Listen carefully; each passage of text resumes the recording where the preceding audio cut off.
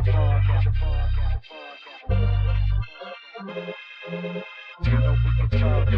to Sunday League the Podcast. You know we can talk trash. If you ain't with it, you can fall back. Welcome to Sunday League the Podcast, the podcast. Welcome to Sunday League the Podcast, the podcast. Welcome to Sunday League the Podcast. You know we can talk trash. If you ain't with it, fall back. Welcome to Sunday League the Podcast, the podcast. Welcome to Sunday League the Podcast, the podcast.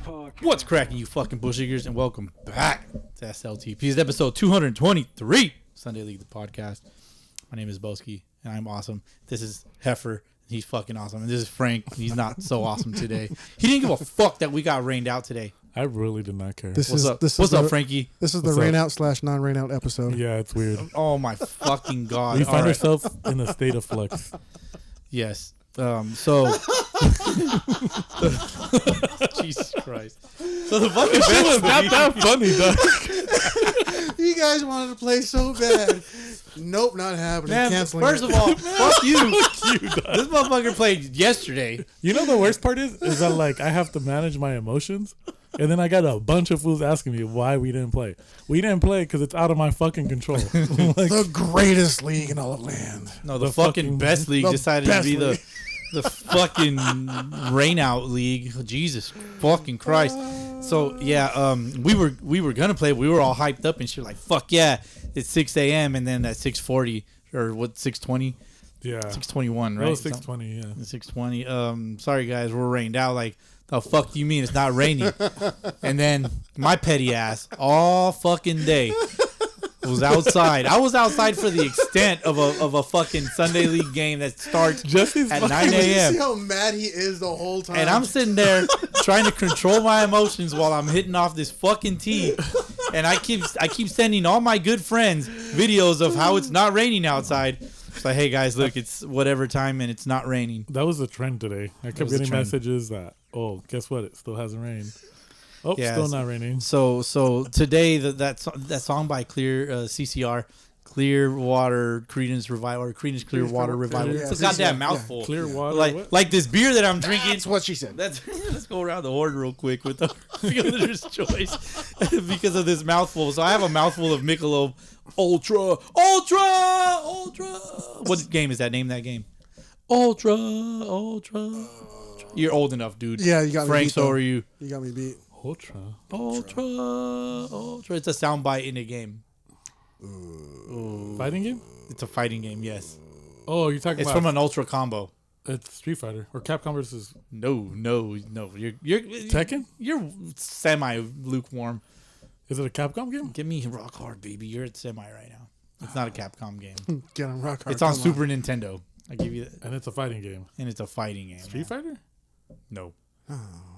Was it Mike Tyson's boxing? No, Mike Tyson's boxing. God. All right, you give up. You give up, Frank. Frank gives up. Jesse don't know. No. It's Killer Instinct. Oh, God. Oh, my God. It is Killer Instinct. Oh, God. Yeah, when you fuck somebody up and you It's go ultra, through the ultra combo, Yeah. you just literally finish them off right then and there. And the background guy's like, ultra.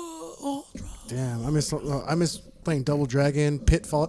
Was it Pitfall or Pit Fighter? Pit Fighter. Pit Fighter, that was bad. Oh, my God. Then the Mortal good old Kombat, games. obviously. Remember when Mortal Kombat 1 first came out? You know what? It was so fucking awesome. You know what's undefeated? Nobody can tell me otherwise. Capcom versus Marvel in the old donut shop. Like when you just go somewhere. The arcade? Yeah, they just have a random ass, two machines, and you're just in there like mashing buttons. That's the best. Yeah, the button mashers are always dope. Dope as fuck. Get my ass whooped. Yeah. Yeah, I just used to. You're trying to do a combo, and they're just like smashing every single button, whooping your ass. Like they're doing this. All they're doing is crouching, kicking, and that's all it is. And you can't reach them. The sweep. Yeah, the sweep with guile. Yeah. Or you're just jumping backwards and throwing a kick all out. It's fucking bullshit, man. But you guys are throwing some cans back. What do you guys throwing back? Drinking a delicious watermelon lemonade, truly. Hell yeah. Sponsored by Frank. From last week. And I'm drinking una cerveza del Pacífico. Pacífico Clara. Yes, sir. Fucking beautiful. But Yeah, we got our fielder's choice out of the way. What was I talking about before this? Rainout. Rainout. Clearance, Clearwater Revival. Yes. The song Have You Ever Seen the Rain would apply here because I haven't seen the fucking rain. I think, fuck! Dude, they texted and I was just like, fuck, I'm going to have to hear Boski all I've been sitting day here. long. I sat here, like, after I was done being outside, I fucking came inside, right, and just sat there brewing. I was brewing like a motherfucker. Like, I can't wait to get on the fucking podcast and just talk about how fucking pissed I am. It's funny because I can just like see your face. Still just hasn't fucking rained. how mad he is, and God damn everyone in his way is gonna feel his wrath. Just period. Yeah, no, I kept my composure. I'll be honest. I just sat there to myself. It was pretty funny, too, when it rained for like 10 minutes. And he was like, it rained for 10 minutes. Yeah, at like, what was it, 5 o'clock when it was raining? Yeah. It's 6:23 right now. 12 hours later, and it rained for 10 minutes. Just like the Apple application for the weather said on my fucking phone. I don't know, man. I don't know. Make it make sense, FBL, because you have a lot of pissed off motherfuckers, and I'm one of them. I haven't played in a fucking month, dude. When did we play the Royals? Shit. February 2nd? Yeah, I think so. It's been a few weeks now. It's March 2nd, Yeah, dude. it's already March 2nd.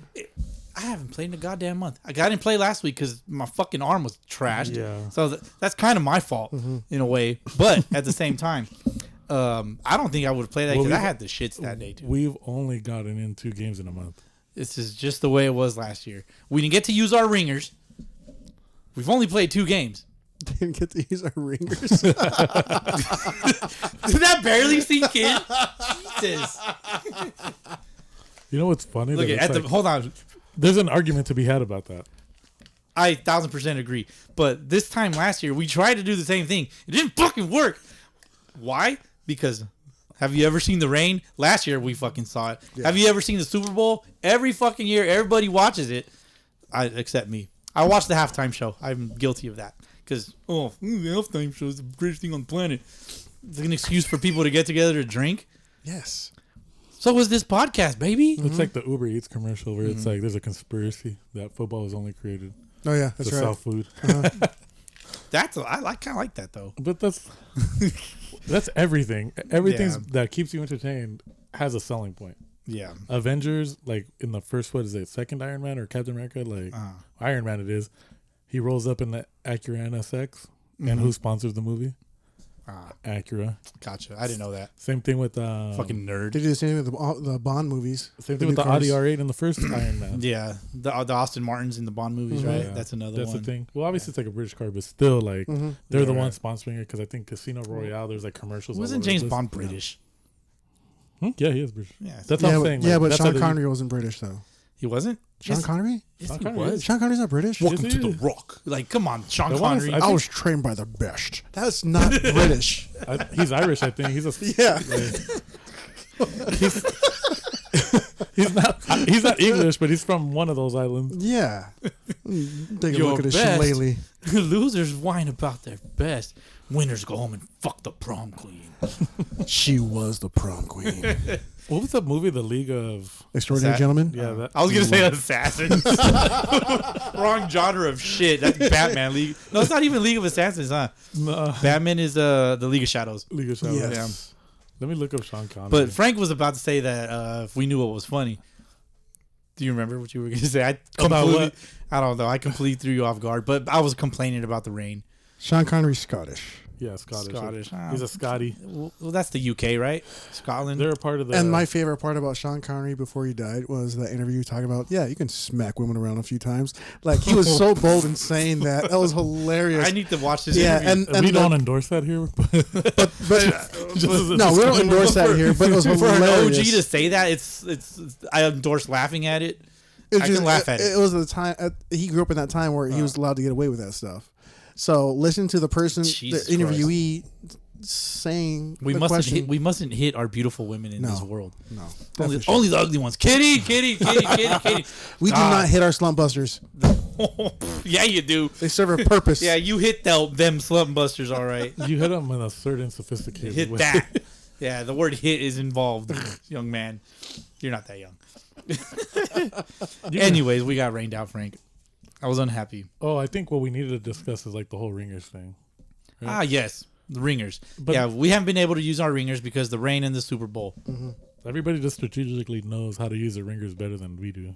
Clearly, if you ain't using ringers, I mean, okay? So the question I think what you were alluding to is, are they ringers if you're trying to use them at the beginning of the season, like just to maximize their availability? Well, technically speaking, a ringer would only be a ringer if you're only using them once. So, like, let's say This is actually the case, in like certain games, right? Like, but we've only used them once. well, we've used them multiple times throughout the seasons.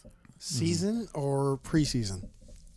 No, Well, season. And they were there for preseason too, so it's like, Yeah. it's not like they weren't getting reps. But I think the argument and then like to be had about ringers is, are they a ringer if they play enough games? My bad. Right. But This was that. I was adjusting your mic. You're like, my bad. but it's just one of those things where if they play enough games, then they're not a ringer. But if they only show up for one, then definitely, right? Because they've actually like committed to coming out. Yeah, if they commit to come out like, hey, I'm gonna come out for this amount of games, get me eligible for playoffs. Yeah, but the ringer's actually got to be good. He can't just be someone that comes and just doesn't play. Like I mean, I've played against teams that they have brought out a player that isn't very good. First, why bring him out? Well, you're playing a shit team, which was us. And the homie, I'm not gonna say any names, but homeboy was not very good. I'm just like, why did you even bother bringing this dude out all the way from San Diego, mind you? I don't know, bro. I don't know. I think the discussion is basically on how butthurt the other team is about it. Yeah. Because it's like if they're upset about it for whatever reason that may be, like for example, we've seen it in a couple of the championship games. They're like, oh well, they brought somebody out to beat us, and yeah. But I'm just like, well, if you're not gonna call them on it, you know, like call it for what it is, and you're gonna ignore it and then just complain about it afterwards, then you didn't really bring it to anybody's attention until you were already fucked. And see, that's where I come a little different. I don't care. That's what she said. Yes. If they, I come a little different. In comparison to what? just a little dribble. In comparison, if Sorry, go ahead. I can compose myself. Go. I can't now. No, I don't care if they're ringers or whatever the hell. Especially with championship game, I don't care. We're there. We want to see the best. But that's where I come from. I don't Right. care. I don't care if you got a guy who just got cut from some minor league team, whatever the heck, or they just got released from Mexico Pro Bowl. If that's where you're going to face and that's your best, we want to beat your best. No, Right. for sure. But I think also you're within your right. I don't So- care how much they pay them either. No, for sure. But I think if it's within your right, you should I say do. something. I want to know how much this dude's worth. You know, because then if you beat him, it's like really like $200. And it's non-refundable. Like non-refundable. you paid this dude $250 to go 0 for 2. I think there's two ways to look at it, and I think the latter is just to let it slide, and then if you beat their ass, then you get to talk shit. And then if they beat your ass, then you got to just shut the fuck up and take the L. Yeah. But If you didn't say nothing right away.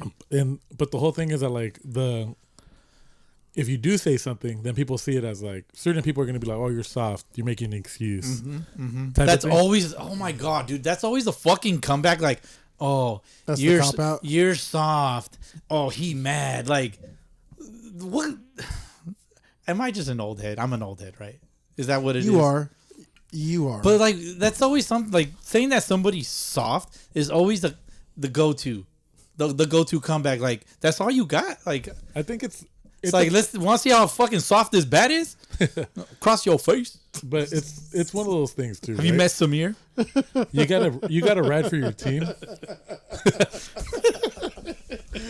Oh god, can't even concentrate. we were Not- going off earlier. Samir, this barrel across your face. Sorry, go ahead. No, but it's one of those things where like if you do say something, you also got You're considered soft. well, no, but then at the same time you got to either live with somebody calling you that, because if I like hypothetically, right? Let's say we find ourselves in the playoffs, and I look across and I see somebody for sure that I know hasn't played 4 games with that team, because number one, it would either logistically be impossible, or we just know that person, so we know for a fact that they haven't. I'm gonna be like, hey, that fool can't play, and you know that. So either if you keep him in, dog, I'm gonna bring it to their attention, and we can go from there. And if they let you play with them, then I'm not only gonna have beef with you, but I'm also gonna have beef with whoever's in charge. I have beef with the integrity. Because to me, at that point, it's like, well, why? And this ain't no knock, because this is all hypotheticals. Because then why even call yourself the president or organizer of anything if you're gonna get punked by like the same people over and over? You then at that point you don't even run the league, so it's just like you just get ran by the league. Like you're just like, I mean, like they're just hustling you the whole time. Right. So that's the way I see it, and I don't care. Like I think I've called out people before in the past, like, hey, that person's not playing for you, right? Because if we have to make this an issue, I will. Yeah. And that's just. But you're soft for that, bro. You're so soft. But then at the same time, I'm just kind of sitting there going, Oh, now you're mad? I'm just trying to make a point. no, yeah, that's it. That's Not bad. I was like, what? Now he laughing. But it's one of those things, right? You got to live with certain things because no matter course. what you do, because then it's like, then what's the best way? My bad. But the best way to phrase it is, then you kind of have internal problems also like growing, because if you know how like managers get shit on for not like defending their guys on a bad call or something like that, it'd be the same thing where you're like, well, Frank, you should have said something, dog. Like we could have been champions right now, but. And this is all hypotheticals. Like, I want to repeat that again because then people swear like. Yeah, I don't really know how we got to this fucking topic. I don't even have it in my notes here. Last part. I know you're talking about hypotheticals, but that can easily translate to the MSBL tournament where we played. Oh yeah, and but you have to fight for your guys. They should have just done that earlier. That was my only like. What's your name? That was my only. What's your critique. sign? Who you be with? The Seawolves, actually. Yeah. That was my only critique probably about that is that like they brought it up too late. If they would have brought it up as soon as that dude started throwing, and you called him on it, and like the team did in the next game, like then it would have been a little bit more manageable. But when you're getting whopped, You can't. Timing's everything in life, right? Yeah. Like with hitting life, timing's everything. And by that I mean mollywhopped, like you're getting spanked, thunderclapped. You know what I mean? Like you can't really bring that up now because then that's soft. Because now you're making it a thing after the fact. Because you pretty much were standing on that. Oh hey, who cares with it though? We're gonna beat them, and then you're getting beat, and then you're like, oh fuck, Yeah. pull it out, dog. Pull out that card. Like nah, that's not cool either. It's either stand on it to begin with or don't stand it on. Dude, we need to go back to the cards, to the IDs, Yeah. the Sunday League IDs. And even then, like, dude, it's so easy now with your phones where you can easily just have the roster and upload a picture. Yeah. 1,000%. I have an example of an OG. Legendary. Yeah. Fucking Sunday League IDs. That's Majors my Division. that's my pop's. Pomona Baseball League. My dad was what, like maybe 55, 60 years old right there in that picture. Nah, but probably not the picture, but at the time of that Yeah. the printed ID. It's probably like an old. I will say this though, you older have the picture. same. You and him don't smile. My dad didn't really smile. I smile. I smiled a bit. Look at.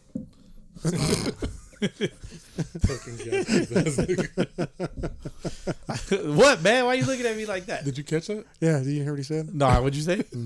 You gotta go back. Oh, damn. All right. I'm gonna have to actually listen to this episode. What are you gonna say about the card, man?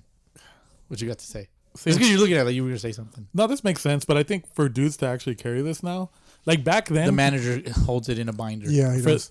for the OGs, like it makes sense. But now that we have technology, it's like, and you can upload a picture to Game Changer, like since we're on Game Changer now, you should just be able to like, all right, get your guys' faces on there, and then that way they know, and then don't try to switch them up later because then There should be timestamps on shit too. yeah, and I'm pretty sure there's a way to like kind of see like, hey, you have to have them in by this, and then I've always been a fan. I have pitched this in the past. Like, have a 25-man roster, like just for your season, right? Yeah. But every week you submit your 15-man roster for the game. Okay. I've always liked oh god, we'd be fucking the idea of that. That'd be sick as fuck though. Like, yeah, but we'd be screwed though.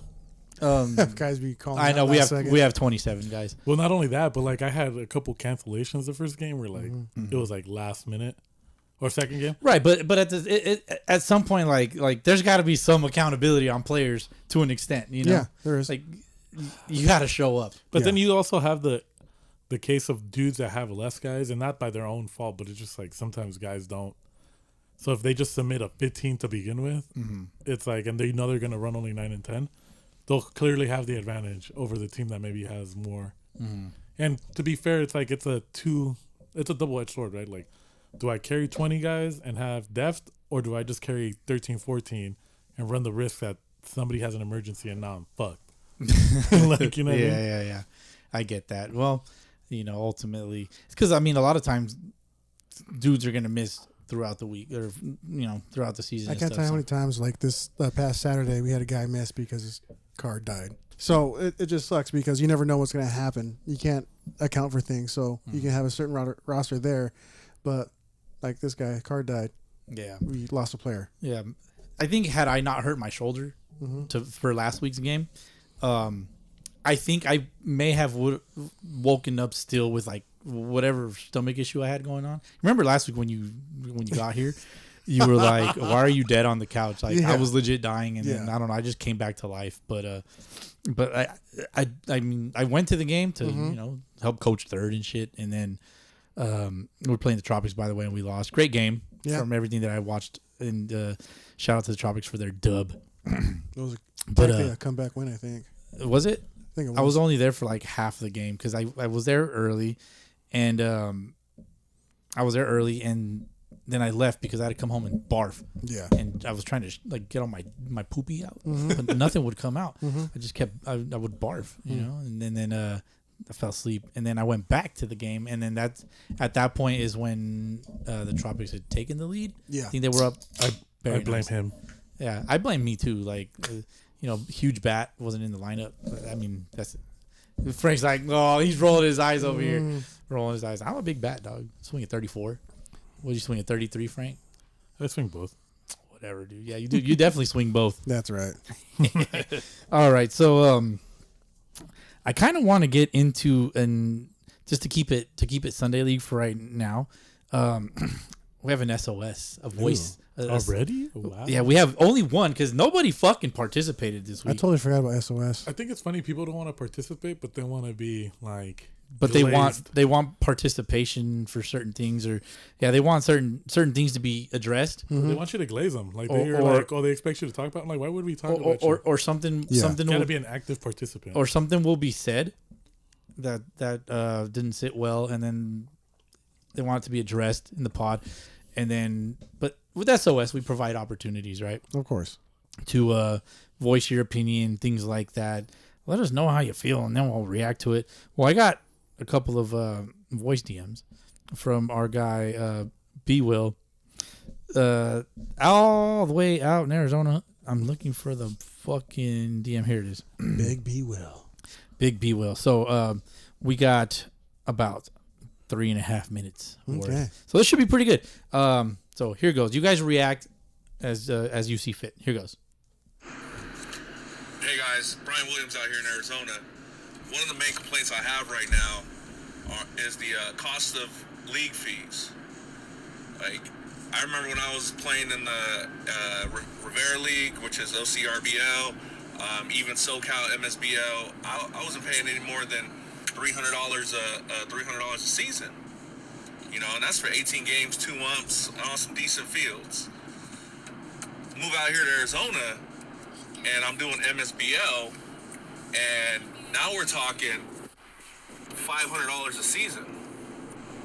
Like, is it me, or does that sound a little outrageous? Like, I get it. You're gonna have some guys that aren't gonna pay to play. You're gonna have some guys that riding the team and whatnot.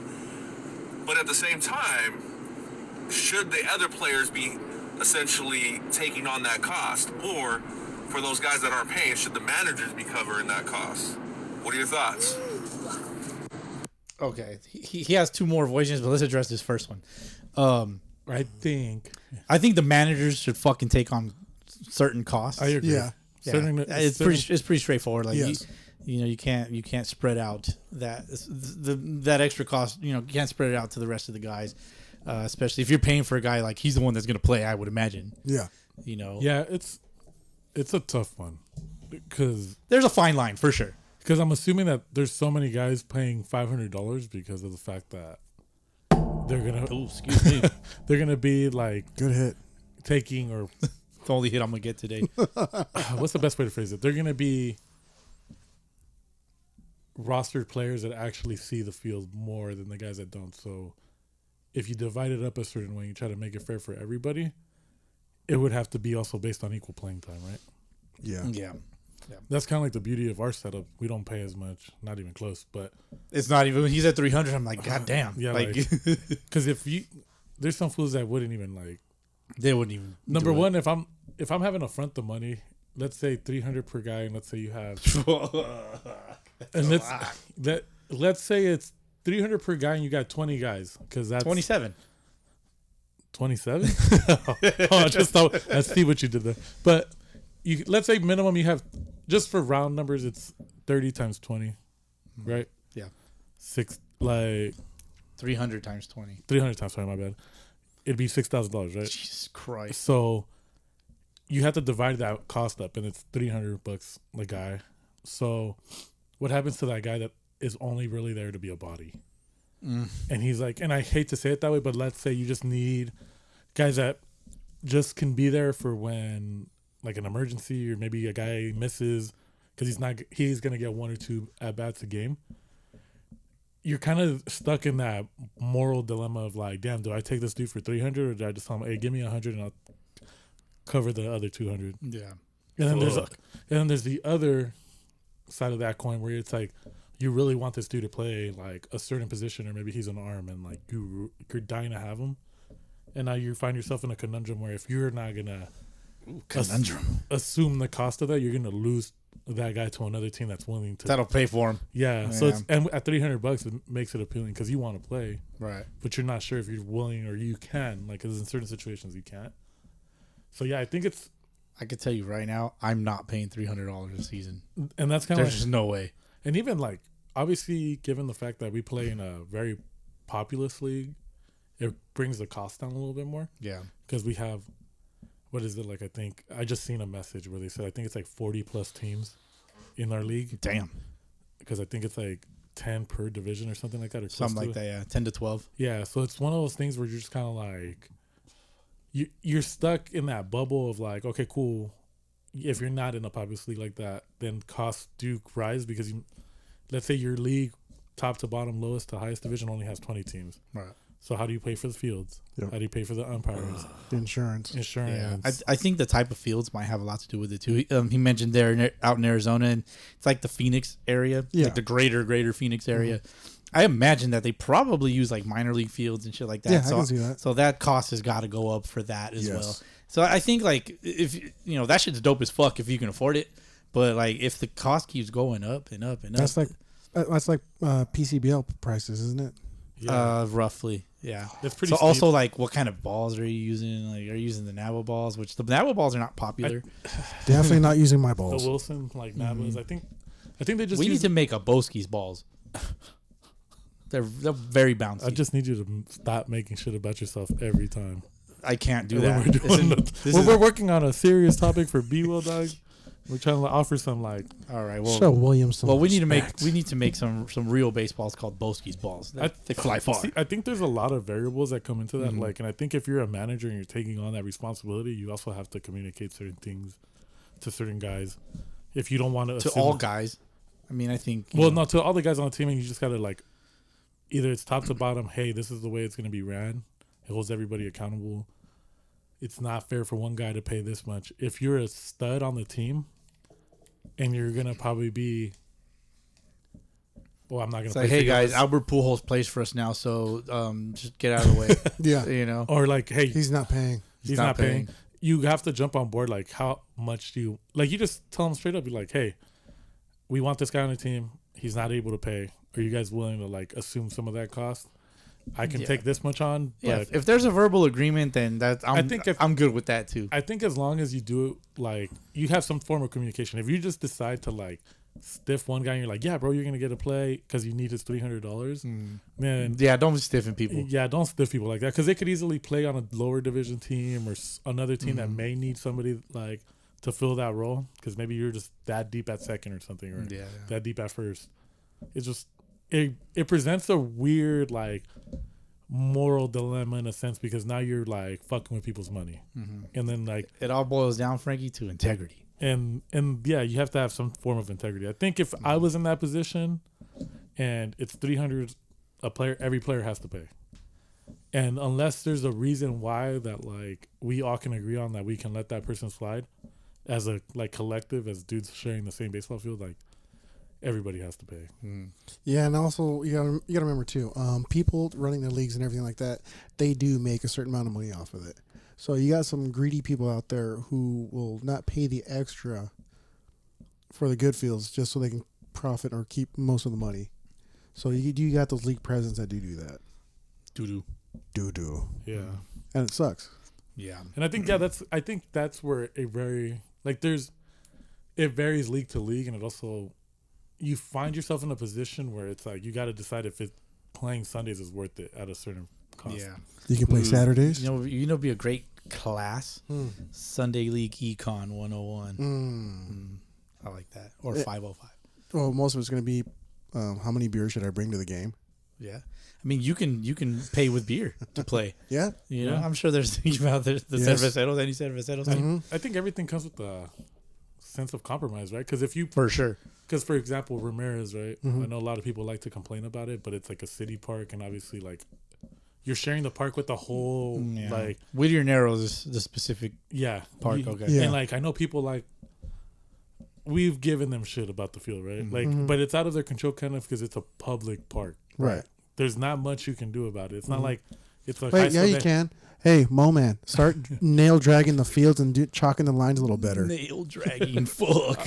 All right. Or cement this whole freaking Sunday. Yeah, but I just say that to say this. It's like people are going to complain regardless, right? So, like, even for our league where we play mostly at high schools, then you have a public spot like that. It's like, well, it's compromise, right? Maybe they may not pay as much as we do. But they can drink there. We can't be drinking at the high schools. And that's another thing where it's like...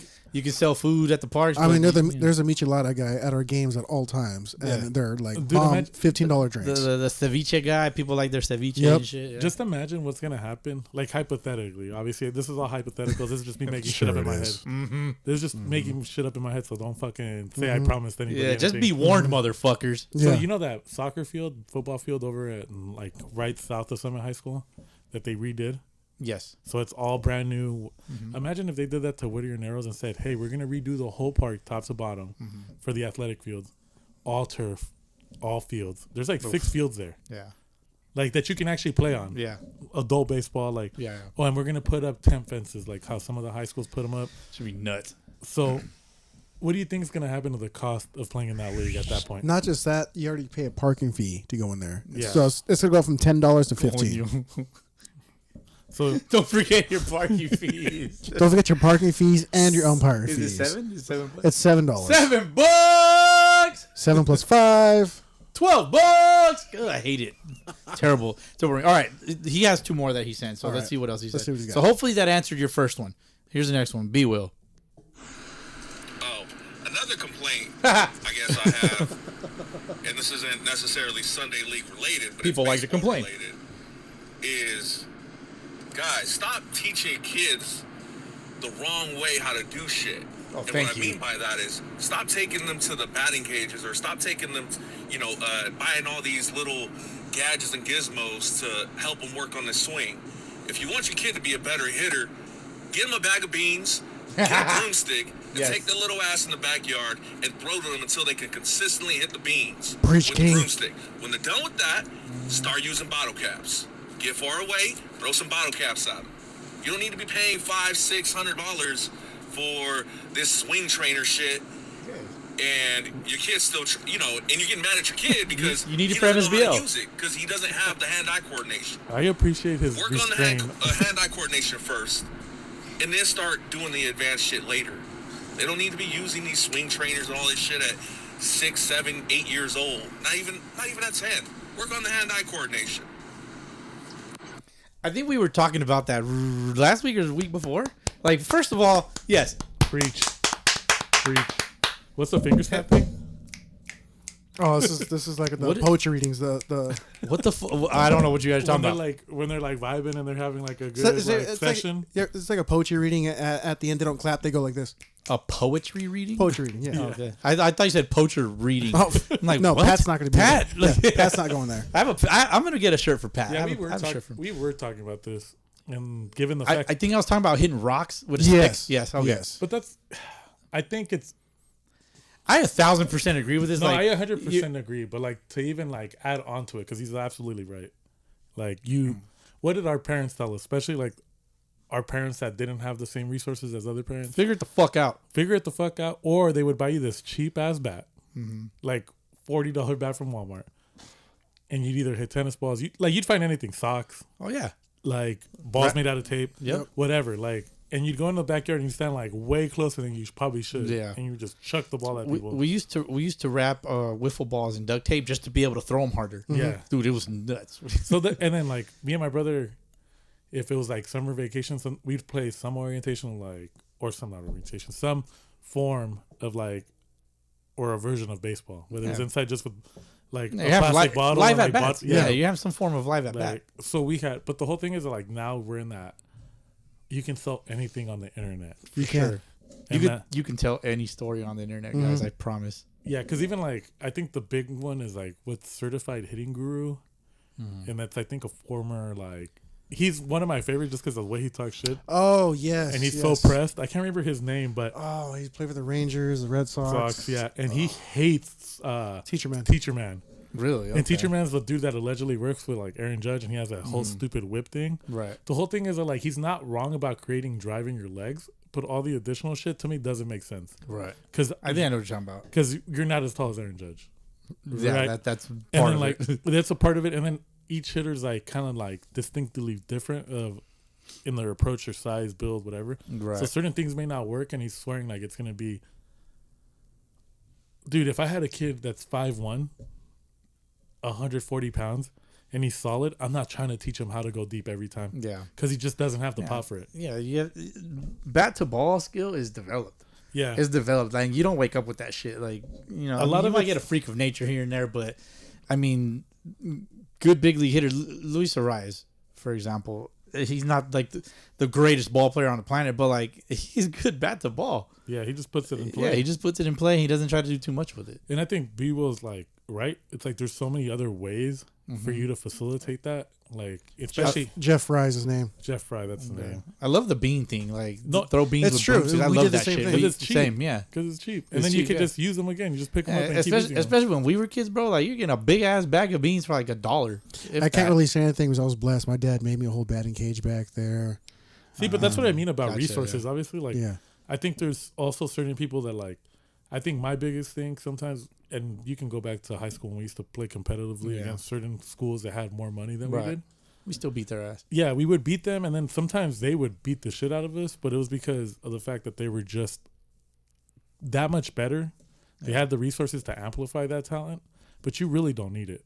Because if you think about how many dudes come out of these academies in the Dominican Republic and they don't have shit, like you hear Mariano and all these dudes that played ball, and like maybe not on the offense part of the game, but like they're making gloves out of fucking cardboard. Yeah. You had dudes playing stick ball and like rock ball, like with the That's what Bro, we, they still play stick ball in New York. that's Yeah. what we got to You know, go down to. We got to break it down to and practice how raw they practice in the Dominican Republic, Puerto Rico. Like we got to break it down like that. Yeah. and I think Because baseball is just two different levels, but at the same time, they're not as Technical. as we are over here, as polished as we are over here. But over there, it's just like It's raw. It's the raw mix the rawness with the technicality of how we But practice even that over here. rawness is developed. Yeah. Like you That grow hunger. up with it. Yeah. Yeah. You grow up with it, and yeah, the hunger makes it even. it amplifies it. Exactly. Yeah. Yeah, I think it's, and even to elaborate more on that, that's why I like the baseball bat bros, because it's these two dudes that one played at Nebraska, the other one played in Louisiana, and they talk about and they compare bats. And I think one of the biggest things growing up was my dad was like, you know which bat I had? I had the fucking $60 reflex or $70 Yeah. reflex, that blue and yellow one that mimicked the Omaha.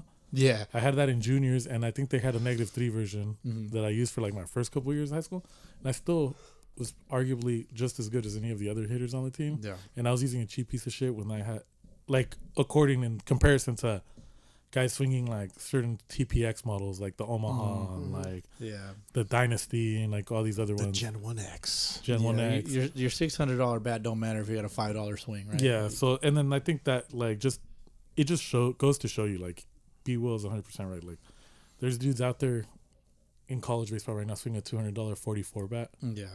and they're playing against guys using a $600 icon, and some of these dudes have better averages, play for a better school. So just I don't think it matters. I think people are just so pressed to think that like if I give my kid the tools without the proper knowledge that they're just gonna make it somehow. Yeah. And it's the weirdest thing. I do have an audio clip that I want to play. I guess I will do it after this, but I want to get to B Will's last voice DM. Damn, shout out to B Will. Yeah, shout out to B Will. See, when we ask for voice DMs, like this is the kind of shit we want. Yeah. Like you want to be part of the show. Like I may not necessarily be able to get you on the podcast, but this is a happy alternative and a happy medium for everybody because I don't have to fly you in from Arizona and have you on the mic because I simply can't afford it. I got to pay my MSBL fees too. We got to make our way to Arizona. I mean, we will be in Arizona in September, Frank. That is the hope and the dream. That's my goal. I'll be there. My Arizona fund is looking nice. It's looking okay. Well, you've been working on it though. I've been working on it since. When did we start? He moved it from the box to inside his glove. If you know, you know. All right. Let's play the last one. Last one. I swear, y'all got me on a good day. I'm driving. Fuck yeah, let's go. World Baseball Classic game. Last one. For the people that message me asking why I didn't pimp my home run or why I don't pimp my home runs, there's a reason for that. I got too much respect for the Rays and that squad. Played too many games against them to be disrespectful like that. I don't personally know Oscar, but the dude seems like a good dude. He plays hard, and when he pitches, man, he comes at you mano a mano. I respect the shit out of that. They also got a righty over there that throws a submarine. I can't remember his name, but that guy can ball out. Along with the rest of the team, they play hard. Now, with that being said, if I ever play against you in a tournament, regular season, and you see me pimp the home run off you, just know that you did some disrespectful ass shit. Because I don't normally do that. I love that. But the Rays, I used to go back, whether I was on the Sun Rocks or with the Sunday League Tigres. Shout out to Christian Mesa, Adrian Garcia, Miggy, a bunch of other guys. We went back and forth with them during the championship. The Rays are a hell of a squad. I got to give them their respect. There's a few other teams out there that I'll give they earn it. And on top of that, the Renate family, man, them boys are cold. Mario, Oscar, Omar, they're all cold, man. They real good people.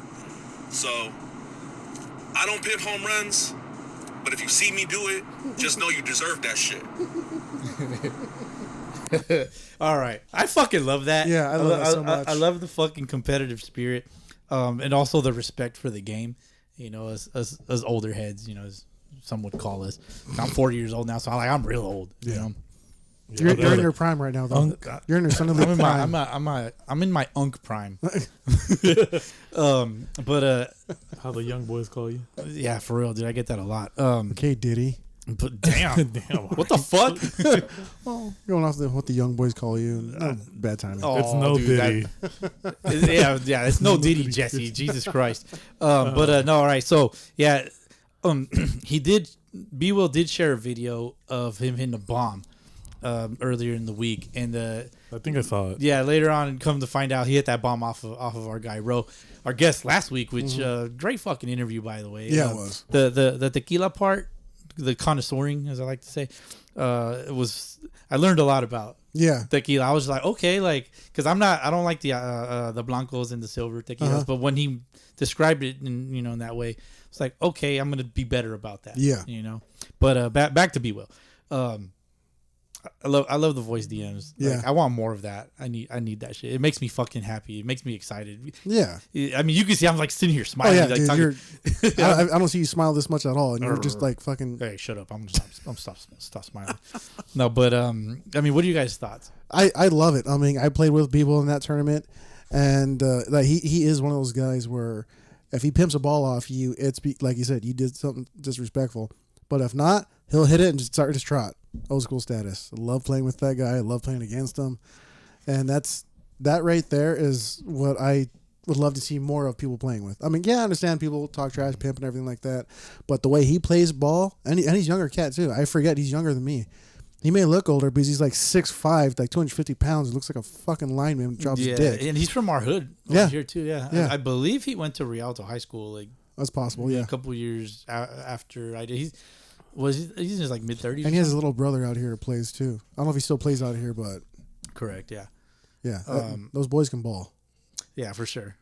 Fucking Frank.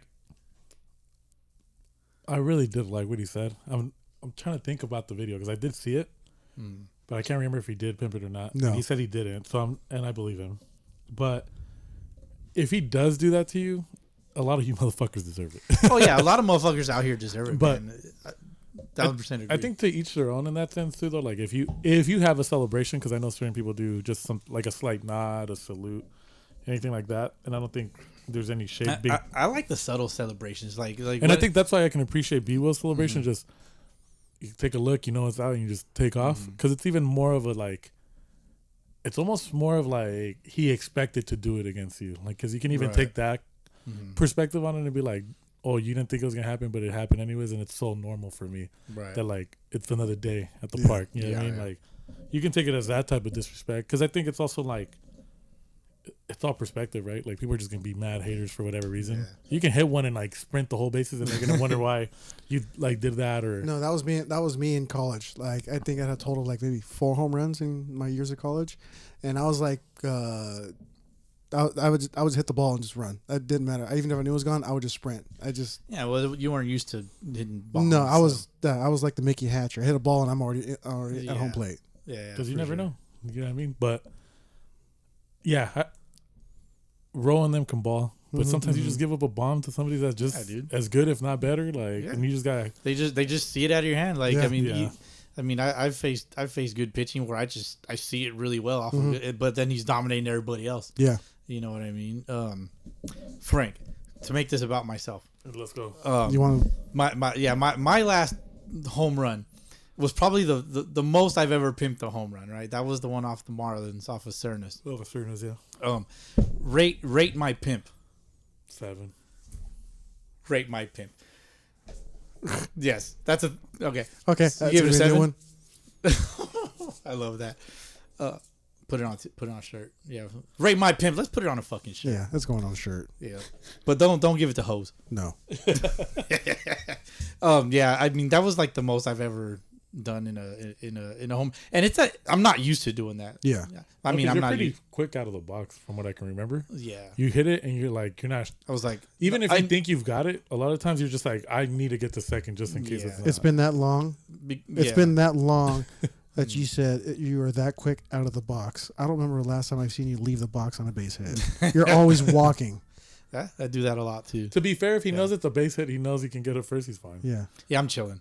But the whole thing is, I think, because he also knows that he's not 100%. Right. So if you were like 100%, like from what I remember, the last time I tried to explode out of the box, my ankle popped, and this was right before Arizona 2023.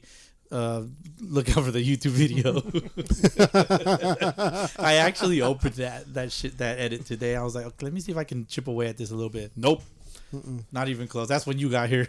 Oh my god. Yeah, you wait for the wrong time to be editing. I know, bro. I didn't know what to do with myself today. We didn't fucking play. Could have been editing. You could have edited like for 2 hours. He was too mad. He can't edit. Pissed off. I was outside. Like I'm just gonna stay out here in the rain. It didn't rain. You know what? Hold on. No, I just want to thank B Will for the fucking awesome voice DM. We want more of that. It's just do it through Instagram. It's really fucking easy. You just push the little microphone that's in the DM, and then you talk to it, and then you send it.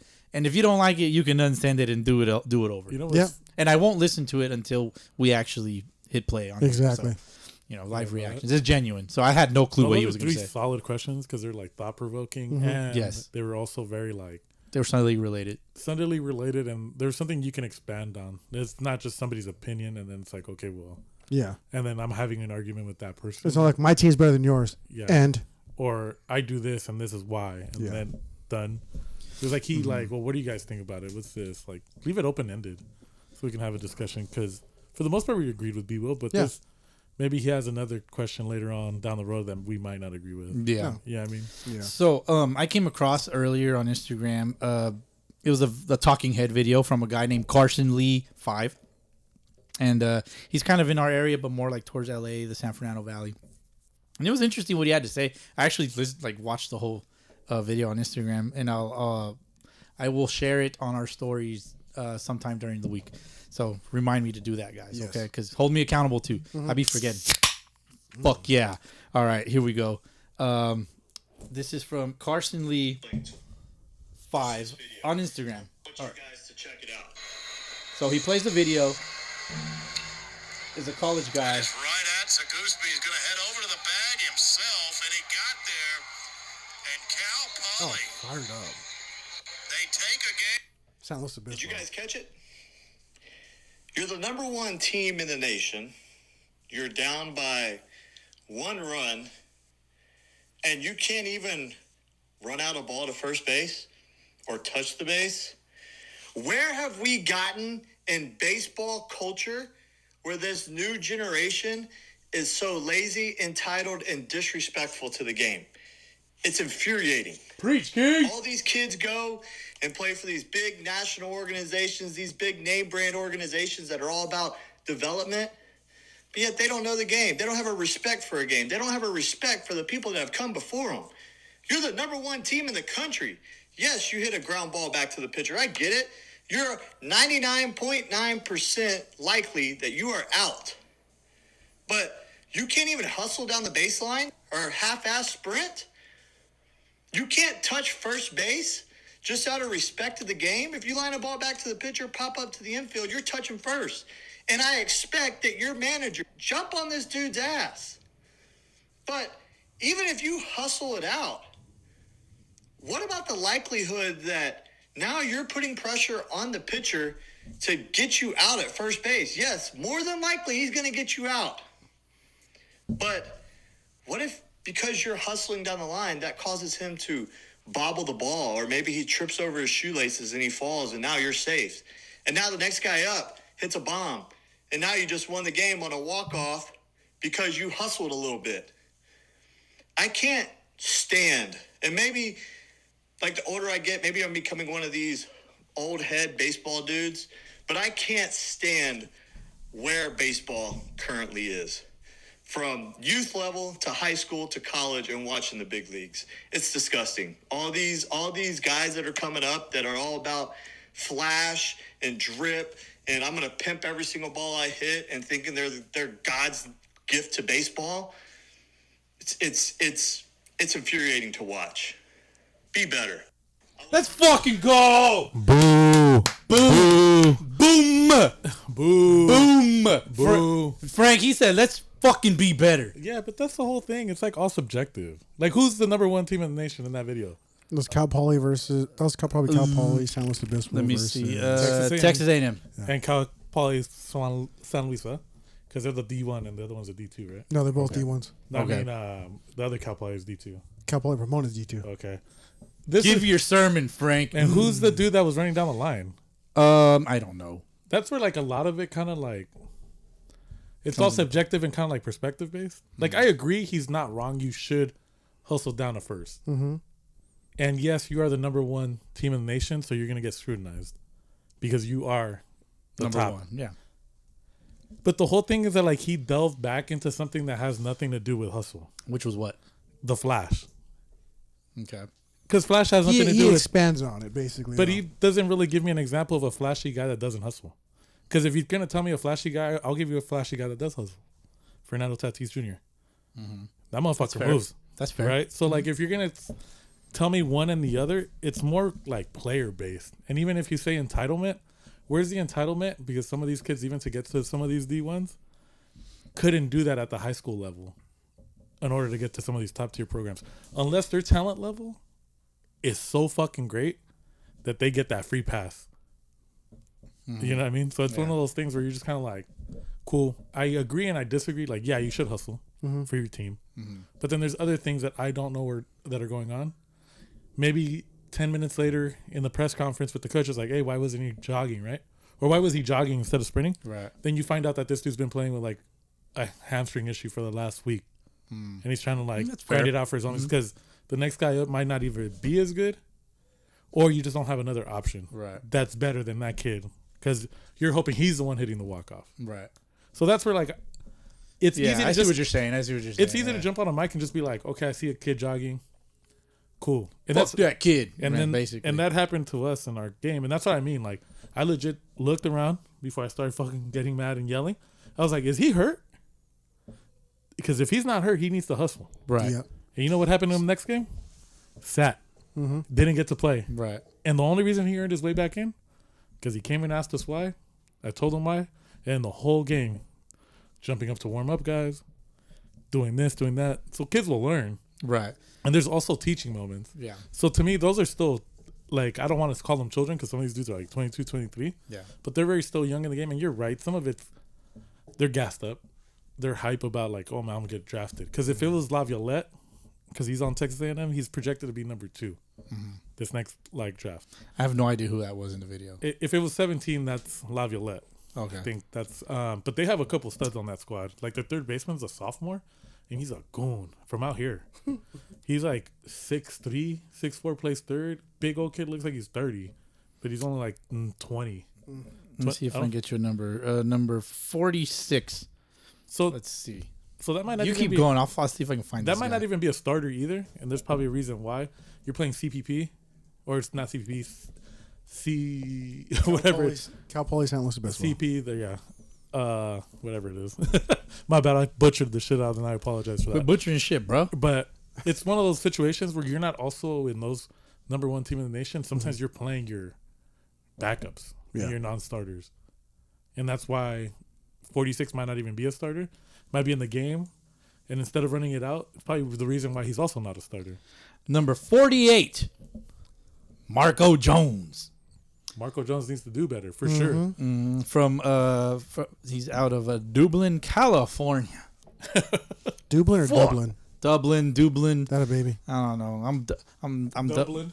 I'm doubling up on Carson Lee here. But- they're in school, man. They got to provide the example too. Yeah. But like you said something specific, and like these things have to be developed. You know, like you punish the kid, and you know on the high school team, his work ethic is developing. Yeah. Oh, so it wasn't the Gators? Nah. Oh. I just kick him off the team. But I don't know. Yeah, I like a lot of like 99% of what he said, but like No. after what you said, I'm like, okay, I see there's that. I just think it's like There's a lot of variables that have to be taken into because consideration. if he is hurt or if he's just Yeah. a sub too, like he might be also one of these guys that never play. So or there's a reason why they don't play because they might have all the talent in the world, but they maybe they lack the work ethic. Can still run it out. And you should be able to run it out, but there's probably a reason why he's also not a starter and probably hasn't reached that potential. Probably got frustrated, gets one at bat, and then he grounds out. I get it. You get angry. Yeah. Type of thing. But, like, so I'm just playing devil's advocate here. Like, You yeah. can still be mad and run it out. Yeah. And you can... And Take those angry steps down the line. and it's 100% true. But, like, I also think, like, I'm not just going to subscribe to what one talking head on the internet says just because he saw one clip and he's like, did you catch that? But, like, he doesn't, like... There's several variables that I presented there that you can't answer for me because you're not there. You're not on the team. Right. You're not one of the coaches. You don't know what they've discussed. There's like, Yeah. there's no excuse for it. Like from an outsider looking in, if you're watching it, and if he was in high school and they were scouting him, they'd probably get up and walk away and be like, we don't want him. Oh, yeah. So a quick background on Carson Lee. He's a baseball coach and academy owner. He owns a 1% academy, and at the top of his Instagram page, it says building elite baseball players. He's the head coach of NCS Baseball, which is, let me see, home of Cougar Baseball. Where is NCS? I'm trying to figure out. Where Northland Baseball. Northland. Yeah. So Northland College? No, Is that a... and I'm not, I don't know where that is. And like even then, like I'm not trying to take anything away from what he's saying. I just don't want to subscribe to like this whole. Well, I'm gonna just align myself with what this dude's saying.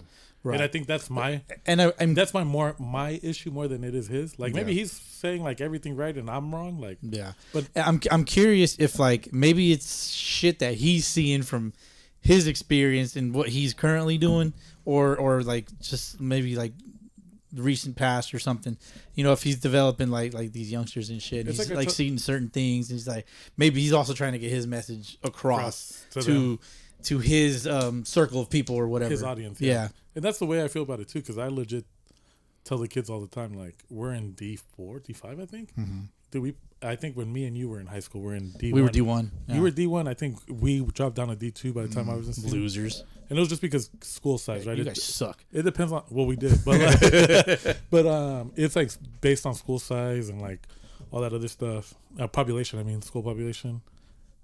But it's also very like I said, there's so many perspectives you can take on it, and then you also have to remember that there's certain politics that take place, because you can ask a coach, it's like, why are you putting up with that? Well, that kid right there is probably going to be a first, second round draft pick as soon as we're done with him and we develop him into this type of player that we want him to be. If you don't go to Texas A&M, that big of a program, if you suck, yeah, No. like, not at all. and then the dudes that walk on are even more impressive, because these dudes are going there with nothing. yeah, And gambling. They're gambling that they can make that team a number one team. They're doubling up on their talent. So, Saw what he did. but I try to keep an open mind about it. But he's not wrong. Like, you do see it, and I tell the kids all the time, you are not good enough to be acting that way. Yeah. You play D5. I wonder if I could play D5 high school baseball right now. You can easily compete at the highest level. That's an insane thought. But like, physically, we're just out of shape, right? Some of these kids are for fast, sure. and they're goons. But we've played one kid, I think, out of Arrowhead Christian. I don't know if he's a senior, if he's younger. And the kid's probably throwing like mid-80s probably. And our guys were so late. They weren't getting the foot down. Right. They're just behind on everything. And I'm like, this kid is, I think private schools tend to be in a lower division, not because they're not good, Right. but because but now that all of them that are, populace, now that they're all catching up, they're going to probably get as big as Mater Day. They're going to get as big as those as they grow in size. But these guys have good teams. I think, what was it? Aquinas a couple years ago or last year had a kid being projected in the first round or something like that. So you find yourself thinking, like, some of these kids are good enough to play like at the next level, and they know that their shit don't stink. So yeah, you do get these funky attitudes sometimes, but then you also have to play that game of hopscotch back and forth on that line. Like, damn, how do I approach this without losing my best guy? Right. Because at the end of the day, your job is to win games, That's especially at a private school. Yeah. Where they're probably paying you a salary to be the head coach of baseball. It's like, damn, this motherfucker wins games. Yeah, Let's like, give him some more money. So it's like one of those things. And then based on how many games you win is how much you're willing to invest in the program, right? Yeah. Because some schools will straight scrap a certain sport. Just Yeah, like, 1,000%. if it's not like, you know what I Like, mean? fuck this sport. So it's one of those things where you kind of like, It's usually soccer. it's definitely back and forth. I can't get on board right away with what he said. Like, because there's he's like, at the highest level, like pro ball, there's swag, but there's dudes that hustle. Like, Right. Yeah, there's dudes that hustle and there's dudes that also don't hustle. So it's like Javi both Baez. ways. Because then I could give you Javi Baez, who's making a bunch of money. He doesn't hustle, and he's hitting like 0.0 something. Dude, like, they might as well stick me in the box. I'll do it for free. I'll give them money. Jesse, what are your thoughts on all this? I mean, I agree with them for the most part because when I was brought up playing travel ball and everything like that, we hustled Yeah. hard. We took a walk. We ran down the first base. We didn't walk down the first base. We ran down. That's ABD. Yes, exactly where I learned it from, Mike Spears, and that's how we were taught, and that's exactly what we brought into high school, and that's how everyone around us played exactly like that. Yeah. So I'm all for that. As for the flashiness, I don't care as long as with the flashiness, as long as you're that player that can support yourself being the flashy guy. If you're just like a dog shit player and you don't deserve to be on the field, you should not be flashy. I see far too many of those. yeah. I agree. Also with in that. Sunday League, you shouldn't be doing that. We see that a lot in Sunday League sometimes, like especially. Oh, you know what? I think it's more prevalent in like the lower divisions of It league. is. Well, I can't really talk trash about the lower division because that's their highest. Like that's if they're like a stud in their No. lowest division. No, Jesse. Yes, no, I you can. can't take No. that stance, though. Yes, I can. No, you can't. Wait, yeah, I can. Yes, I can. No, you can't. Why? Let me get my Because popcorn. you're saying that you got to respect the game at every level, right? Yeah, you do. So what's the difference between playing in single A and then majors? Yeah. The Talent level. yeah, the huge talent level. But then that's kind of like the whole thing. It's like if you suck more at baseball, you probably have less right to disrespect the game, right? So you should do it No. less. You should celebrate less. Yeah. I mean, you should celebrate less. You really If we're should. if we're using if you're dropping dick with an XOBESR that you pulled off of your wall down in Yeah. single A just because one of your homies wanted you to come help him out, you shouldn't be doing that. Don't be pimping shit. Don't you should do the B one and just sprint around the bases. just put your head down and trot. But I buddy. think it's like, no, I know what you're saying and everything, but I'm just being fucking. He's Dick. just being a dick. Of course he is. Yeah. But it's just Frank gets me all the time, dog. but logically speaking, like the worse you are at the game, the more you should have respect for it. 1,000% agree with that shit. And that's what I like. That's all I mean by that. It's like, I But the think better you are, like, be more disrespectful. Yeah.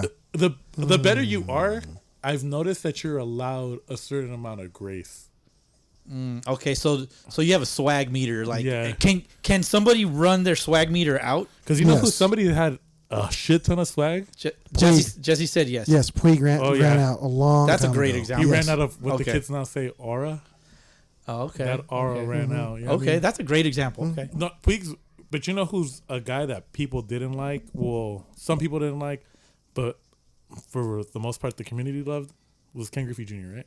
Yeah. That motherfucker has swag on swag. Yeah, but he kept on like. But you know he what he kept did? he kept refilling his swag meter. Yeah. But you know what he did? He hustled. How many times did he Yeah. track down a ball in center field like I mean, going full how many speed? bones did he break? Yeah. Running into walls and shit. How many Yeah. walls did he slam into? I Yeah, mean, way too holy many. fuck. And then even when he was like, let's say he rolled over on something or he needed to get a first fast, he was one of those guys. He could Yeah. steal you a base. He could get triples. He wasn't just the one of those guys that pimped it and then, oh shit, I got to get to second type of guys.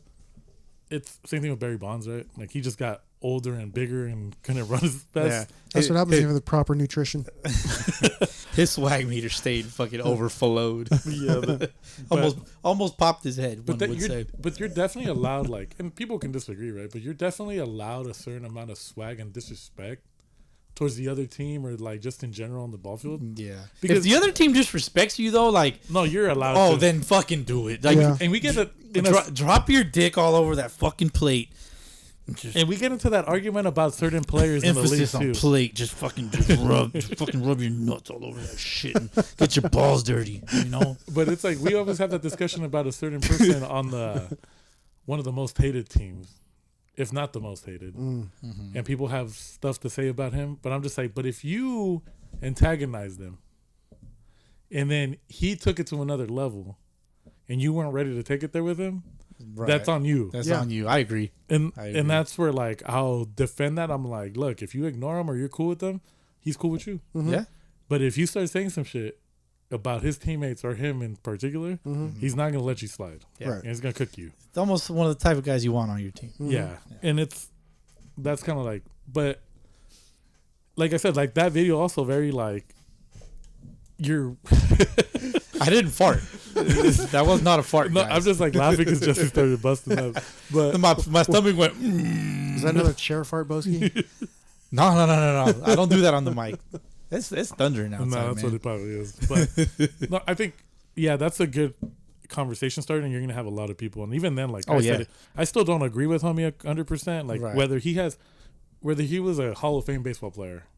Like, where there are a few, right, that say, like, well, the game's gone to shit. Like, all these dudes do this. Well, back in the day, we did that. I'm like, but back in the day, you also faced dudes that threw, like, 65. And people can argue that your stats were padded. Yeah. Right. Well, these dudes are facing, like, 98 with run. And, A lot of these dudes played on like the legit AstroTurf. Yeah. Like anything you hit on the ground's fucking through. yeah. You know. Exactly. Griffey played on AstroTurf. So it's one of those things where it's very nuanced, right? It's like you can like argue this, you can argue that, but I'll give you another point of view. People say baseball's boring as fuck. Right. So I you're would trying- say yes to both ways. I see both sides. Yes, it's boring. That's what she said. Damn it. Walking Got on him. that one. But I would say yes to both sides, but then again, I'm a baseball rat. I love the slow part of the game. I love the chess match. I Yeah. love all of that. and then like But the people that are not educated in the game or didn't grow up with it, like, will never know what's going on. Right. Like us watching a Major League Baseball game, like we see the cat and mouse and shit. But then like we see it even more. We notice it more in like our own games as Yeah. we're watching. Like say like we're just waiting for our turn to hit or whatever. We're in the dugout. We're DHing like my fat ass, and you know I could see the cat and mouse of like, okay, we got to position this player here because he's gonna go this way with Yeah. that pitch. But then like half the time the pitchers don't even execute the pitch properly. Right. So then they fuck it up and then it's just a fucking mayhem. Yeah, Yeah. You know, it's exactly. Gators baseball. No, yeah, definitely. But no, for sure. Like you can, because to me, I like this new era of baseball. Like seeing it from what I was taught and who coached us, because we were coached by older white dudes. Like, and like I brought that up before. Like they were cool. Like some of them are very woke, some of them not. But like they also didn't like hate certain parts of the game and where it was going because they knew it was a natural progression. Right. And I think we're just progressing towards a certain type of baseball. And to be honest, now you have more color in it. And then you have initiatives of trying to get more baseball into like urban areas because you know the potential of their athletes, right? Like there's a reason why they're like taking an interest in those places because you have these dudes like hurdling people on a football field, Right. running this. Urban integration, Frank. So, but the whole thing is it's like also an investment into like those communities. For sure. So it's like one of those things where it's like, yes, they're trying to like create an initiative. They're trying to get more of these guys out here to make it popular amongst certain communities. But it makes sense because like they have some of the better athletes, like better track stars, better football players, better basketball players. Shit, even hockey is like starting to see their like fair share of that talent come to them. Fighters, like whatever it may be. So like you know what the potential is there. So that's why people love dudes like Griffey, Right. just mobbed. Barry Yeah. Bonds, right? Like same thing with the Dominican players, the Puerto Rican players. It's like, damn, you didn't even think that this kid, like if you didn't know that there's people out here playing stickball, Yeah. and then that they're turning into dudes like David Ortiz or mine, And they're doing it barefoot. barefoot, and like That's straight- all. That's my biggest one. I'm like, fuck, I can barely be barefoot in my house. Yeah, like, and even then you start seeing like the effect of a lot of these dudes like Manny Ramirez, David Ortiz, Vlad Guerrero, like investing in their own communities in like Santo Domingo and places like that. And you start seeing the kids having legit gear and seeing how much like what a difference that makes and how much faster the development is. Right. So I don't know, man. I think it's a very nuanced topic, and like I'll say that again. It's like Yeah, I agree with you on that, man. Like old heads are gonna say old head shit, and then there's gonna be old heads who are like, bro, let the kids play. Right. Yeah. Then there's Yeah, I kind of fall somewhere in the middle as well. Because I see some stuff sometimes where I'm just like, nah, but then I'll see something else that's kind of in the same ballpark. I'm like, yeah, you know, and that's just, it's a lot of like, well, if this and that, do I like the player? For me, that's a big thing. Like, you know, there's certain players I'm just like, I can't stand this motherfucker. Like and me- and they can do no right. It doesn't matter. Like like you know, me and you have a differing opinion on Chisholm. correct. Yeah. Chaz Jism Yeah, for sure. I And like- can't stand the player. and I kind of like the fact that he's just doing him. Right. Like I can't be. But mad like at that. his swag meter is very tiny. You know, like he doesn't have the accolades to be able to do Griffey things. Yeah, You know what I'm saying? That's He's doing Griffey before doing Griffey things. thank Like, you, He no stats, Thank nothing to back that up, and he's already acting like Griffey. dude. Like what did And what that's did he do to get the cover of MLB The Show? I'm sorry, he didn't deserve it. And in my honest- opinion, He know batted 230 with 15 home runs. Jesus Christ. that's probably like a fair assumption. I don't know what the actual numbers are. Yeah, I don't know. But like to be honest, he's just a fun face. I think like, and when can't you can stand fill the his kids on face. it, like I said, dude, like you see, he's just not my type of player, Dude, man. go on. That's all it is. go on the hitting coaches, and they'll share that like their kids are like, oh, little Johnny, hit Daddy two- Wall. Yeah, hit 2 home runs today. Like he's one of our products, kind of like how certain people like Right, right. market their like training and all that. Yeah. And you see what they're doing, and you're just like, you see the kids with like the colorful bat, like the tank, it's just like Yeah.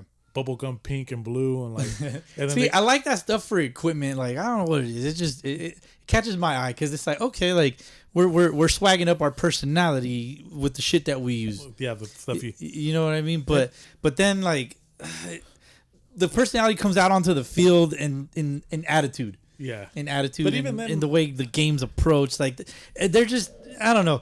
For me, like I'm trying to find the balance, but my old head takes over. And then like the natural, You know? like I said, it's a natural progression because now even the Yankees took the facial hair rule away.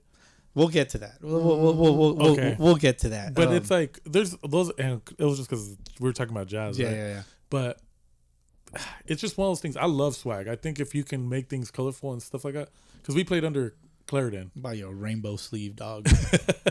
You gotta rock it. but like, Rainbow sleeve for Frank. okay, fuck it, whatever. But We played for a coach that legitimately used to say, "Oh, you can only wear black and white cleats, and if they're white, we're gonna paint brutal, and we're gonna paint them black." Remember that? We sure did. Yeah, And like, you could only wear black belt, or green belt, green socks, black and white shoes. Yeah. Your hat had to be like straight, never off to the side, bill slightly bent. You couldn't have the Couldn't be flat bill. right. flat bill going up or anything crazy like that. But wouldn't no you? jewelry. But wouldn't you say that like that kind of helps you develop like your own discipline? Like it teaches a form of discipline, to an extent, because this is your uniform.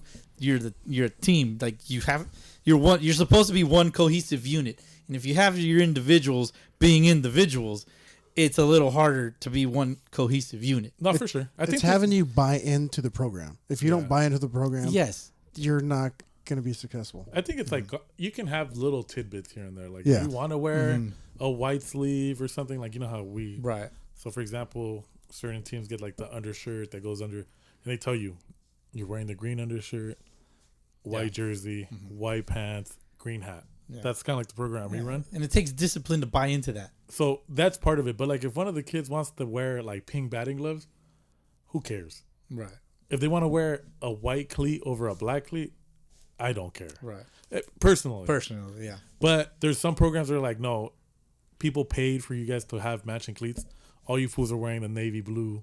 Like, let's say you go to a school like Carter where it has navy blue and yellow. Let's say they buy you team cleats. Cool. All you fools are wearing navy blue cleats because that's what they've bought you. Yeah. We've asked for your size. Oh, you don't like that? That's cool. You don't wear them? That's fine, but you're not going to play. Perfect. I love it. So it's but you also have to buy in and but have if to be you- direct. Correct. You have to be direct, and if the school doesn't provide those things, then I think it opens up the window to be able to just get your own shit. If you can afford it. There's some motherfuckers that can't afford it. And then that's Yeah. the other thing too, where there's some coaches that are like, "Oh, okay, I get it. You don't like the cleat; it's too narrow. There's a comfort issue. Cool. It still has to be navy blue. So, you want to wear? The comfort thing is another thing. You don't want to wear these. You want to wear? Let's say we get you Nike cleats, right? Hypothetically, it could fall into. There's like a lot of things that could happen in a sense where it's like variables, baby. So you're just kind of like, okay, if you want to wear a New Balance cleat, but we've bought you guys all Nike cleats, that's fine. It still has to be navy blue. Yeah. Don't come over here with a green cleat or like a bright yellow or pink. And it shows that you're bought in. Yeah. It shows your discipline and you're bought in. Like we're helping you. We're compromising on this, but not color, not appearance. You need to look like the rest of your teammates. Yeah. He's got to get approved by the whoever approves things. Yeah, the head coach. Because then you could just be like, you're not going to wear those. Tell your parents to return them. Because that's what happened to us back in the day. We're like, yeah, but like you said, like a lot of that shit has to be communicated early on. Yeah. So that motherfuckers got time to adjust. Same thing with That's why they have fall ball and all that bullshit. Well, same do thing it in fall ball. Who gives a fuck? Yeah, fuck fall ball. I think that's what they used to tell us. If you showed up with like a white pair of cleats and you knew we weren't wearing white cleats for the season, they're like, I hope you like your practice cleats because that's all they are. I'm okay with all that shit for practice. Like, but game time, it's time to lock in and have fun at practice, right? Like, Yeah, exactly. have fun at practice. Be you. Have your fucking media day and shit. Don't be a little dick. Yeah. But be you. Be you. Get your work in. Do you, boo? The most important thing is to get your work Yeah, in. exactly. Jesse, any thoughts? Just buying into the whole program. Just it got to go from the top to the bottom, and that's including the coach to the players. I grew up playing with organizations who were high school. Perfect example. Weren't allowed facial hair at all. Beautiful. That's just the way it was. Why? Because he was a hardcore Yankees fan. So we did the same thing. We couldn't, if he wore pants, the pitcher decided if he wore high pants or low pants. Pitcher decided that. So if he wanted to wear For high the pants, team? yeah, for the team. Okay. So depending who pitched, that's what was decided. Right. Same thing with cleats. We had two pairs of cleats. If you wanted to wear the black cleats or the red cleats, pitcher decided that. It's stuff like that. Yeah. But everybody has to have the stuff. Yeah. You know? No, exactly. A lot of fundraising. Yeah. A lot of These are fundraising, both and dad things. just And going, fuck it, I'm just buying everything. And then there's another thing like fundraising. Because it's like in order to pay for a lot of this shit, we used to sell Christmas trees. Yes, we did. That was the worst. Oh, I Never hated sold it. Christmas trees. Yeah, in we my sold life. a lot of Douglas firs. I think my pops used to be like, because we used to do candy in middle school and stuff like that, or for the league or whatever. Yeah, fucking candy. My dad would just buy me the $40 box of those candy. those Yeah. one those $1 chocolate bars. Yeah. Yeah, my dad would just buy the whole box and then take it to work and sell it there. My dad would just be like, just eat the shit. Just like, since you have to sell one box, here you go. Here's the money for that shit. Yeah. Like, Or remember the little booklet? Oh, Were the you ever getting like a booklet. little booklet? yeah. And, The cards, yeah. Like, Yeah. you can sell discounts to certain places. yes. Yeah, dude. All that shit was brutal. Yeah, that shit was fucking tough, man. Especially when you're competing with all the same kids at the same park, the same place. Like, yeah, Yeah, we're all in the same fucking. Yeah, you got to realize. Neighborhood. I don't know how close high schools are around over here, but where I live, there's like 3 high schools within like a 5-mile radius. no, yeah. Yeah. it's- And Here it's too. like- Oh yeah. Yeah, and Fuck. Now we got a lot. That's how you had to count on like different fundraisers. So Yeah. the Christmas tree thing was cool because not every school was doing it. Yeah. So like for us here, like we have a baker's right next to the Eisenhower High School that's right here, but like it's kind of like I'm kind of gang warring in my head. If like A.B. Miller, for example, was all the way over in Fontana, or even Summit, came to this fucking baker's that's right next to this high school, like no, bro, like this is my fucking sponsor. Get out of my fucking Yeah. territory. If you're from over there, hit the one on Foothill and Citrus. dog. Exactly. Thank you. That would be full highs, I think. Yeah, I think it's full highs because A.B. Miller's would be. I don't think there's one Fuck, up on the 210, huh? Nah, there isn't. Yeah, they'd have to fight that one out.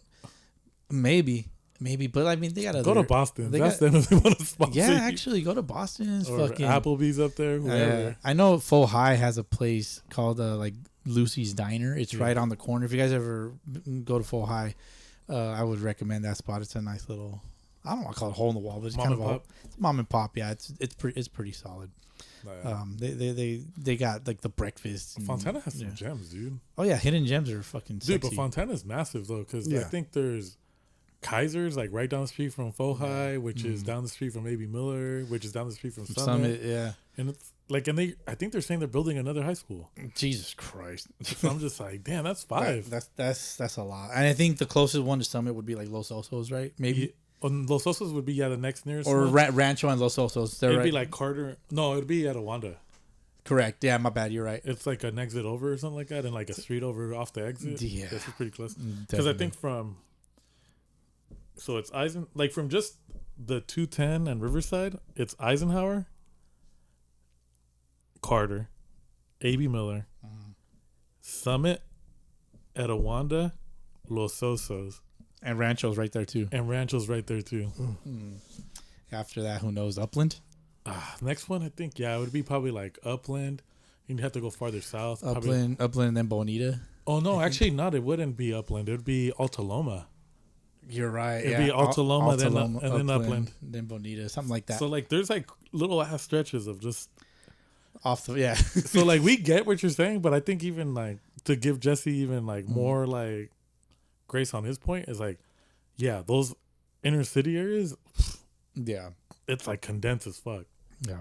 Because then you have, damn, like even La Puente had like Nogales, and then La Puente High School not too far from each other. Yeah. That's too far east or And west then for now me. you have West Covina, South Hills, Covina. Mm-hmm. Like they're like all in one little block. Then you got Workman over there. Workman High Workman School's over there too by LP. Bassett. Yeah, like, Bassett. Not too far from that. Gladstone's out there somewhere. Gladstone is out there. Yeah, Gladstone. Speaking of Gladstone, they're gonna do. I think tonight they're gonna announce the winners of their fucking giveaway that they were doing. Like think it's they're not a raffle, but it was more of a giveaway. They gave away the Chalio Sports, like the Mookie Betts style glove, a couple of Sunny Lee the podcast shirts. I'm gonna look during our little break here. If the winners are available to announce, I guess. If they're available, we'll do that. If not, then you'll know by Monday morning when we actually drop this episode. But Jesse, what do you have on your shirt? I have a awesome Sunny Lee podcast shirt. It is Cup Check. Jesus Christ. Cup check. All right, we're going to our cup check. We'll be back. Bye. Automatic strike zone replay. The strike zone has been redefined. No longer arbitrary knees to belt or knees to letters or whatever they want. Now it's 17% of your height to 53.5% of your height. So Jose Altuve, 5'6", that's his strike zone. 17 inches wide, and then that's pretty small when you're 60 feet away. This is 6'7" Aaron Judge's.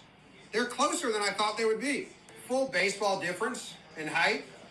But then where they start is different, so I'm going to tape them to the wall and we'll get a good look. All right, so there you go. That's Altuve's, and that's Judge's. Now, I'm 5'7", so basically I'm Altuve. And, you know, if you stand upright, it's very low. But it's supposed to be from the striking position, so if I'm here, what I've learned is it's kind of belly button, or it's kind of knees to belt. I think the batters win out on ABS strike zone. That high strike doesn't exist at all. Here's Judge. Make myself a foot taller. Oh boy. No way. I mean, well, my proportions aren't going to be proper. He's not a foot of shins. There you go. Science. And we're back. What do you guys have in your cups? Truly. Sparkling ice Starburst orange. That sounds super hot and stripperish. It is. Fuck yeah. Drinking Michelob again. The Ultra. Thank you, John Boy, Jimmy O'Brien from John Boy Media with his strike zone explanations. Basically going over the MLB ABS challenge system for pitches. Do you guys like that? Do you guys want that in the future of MLB? They're using it a lot in spring training. Challenge pitches that you throw, whether or not they're strikes. If the umpire missed it, and you can challenge it by tapping your head. You get 2 a game. I like the challenge. I like the challenge as well. I like the challenge, but I don't want it taken over. I don't want the AI or robot part of it being taken over fully. There needs to be the human error of it still in play. I love that because it gets something to scream at, right? Well, that's kind of like the point of the 2 challenges per game, right? Right. Yeah. I think if they to limit it. I think right now in spring training they're kind of being a little bit more because there's no real point to challenging in spring training other than just. But it's testing it out. Yeah, they're testing it out, which I like. I like that shit a lot. But what I mean in the sense of that, and like for me to elaborate on that a little bit more is, for example, in spring training, if you challenge a call, it's more to get a feel for it, like get right. But they do it at random. They're doing it like in the 3rd inning of like what people would say a meaningless game. Right. So it would be probably like cool to see in full effect. Like for example, like those high stress situations in like the playoffs, it's like 3-2, bases loaded, and then the dude takes a pitch and they call it strike 3. Right. But it might be low. So it's just kind of like that. That's where I kind of want to see it first, but for the most part, it looks pretty effective. I think even like, did you see the other video where the umpire? I think John Boy posted it too, and it was like, the umpire is like, "Oh, they're challenging the call." He waits for it, and it's like surprisingly, I was correct, and like legitimately, they just all started laughing because he thought that he had missed. He thought he had missed the call, and he was like, surprisingly. It was a ball, and he just like kind of just like said whatever it was. I can't remember what it. Taking his jab. Yeah, like he took his own jab at himself. Like fuck, I thought I fucked up too. And he like was right. Like he was right to call it a ball. It was low and like. Yeah, sometimes I see some of these pitches. I'm like, damn, that shit's way outside. Like to what the computer said. You know, it's kind of throwing me off. Because it's like get better eyes for starters. I think it's just be better. I think the box is just a suggested thing, like how the NFL has the first down. It kind of is, yeah. It gives you kind of a false sense of a strike zone. Yeah. Well, I'm referring to like the replay that they gave, like the official, like what's it called, TrackMan? Yeah. Whatever TrackMan like read, they and it pops up really fucking fast, which I appreciate because like I don't want to sit there and be like, oh my god, here we fucking go again. You know, that's frustrating. So I appreciate it to an extent. I think they're doing it. Like they found a happy medium, which that's the part that I appreciate. Of course, getting calls right is more important to me. How many times have you seen in playoffs where like, oh, that was a ball, he called a strike? It was like a half a foot off the plate. Perfect time to challenge, and you won't be yelling at the TV as much. 2021, Jesse. The Red Sox are playing the Houston Astros. Laz Diaz calls a strike 3 on a curveball that was looked up and out of the zone. Yeah, I want to see the official TrackMan on that so that I can either just like be pissed off at screaming at the TV or like justify my screaming at the TV because I don't know, man. Not to make it about the Red Sox, but they could have won the World Series that year. You know, that's just my prime example of like, this would have been a perfect time to like use this ABS system, but it's all bullshit, man. ABS. See what I We all did have there? that with our. We all have that with our teams, though, right? Mine's not a strike For sure. call. What's yours? Mine's the 2005 ALDS White Sox versus Angels. Mm-hmm. Przynski sells that like the catcher didn't catch the ball, Oh yeah. and he like legit caught it off, like it never touched the ground, according to replay. The replay wasn't a thing, so he did the smart thing And he kept talked running. and kept running, I remember hustled that. down the line, Right. got to first.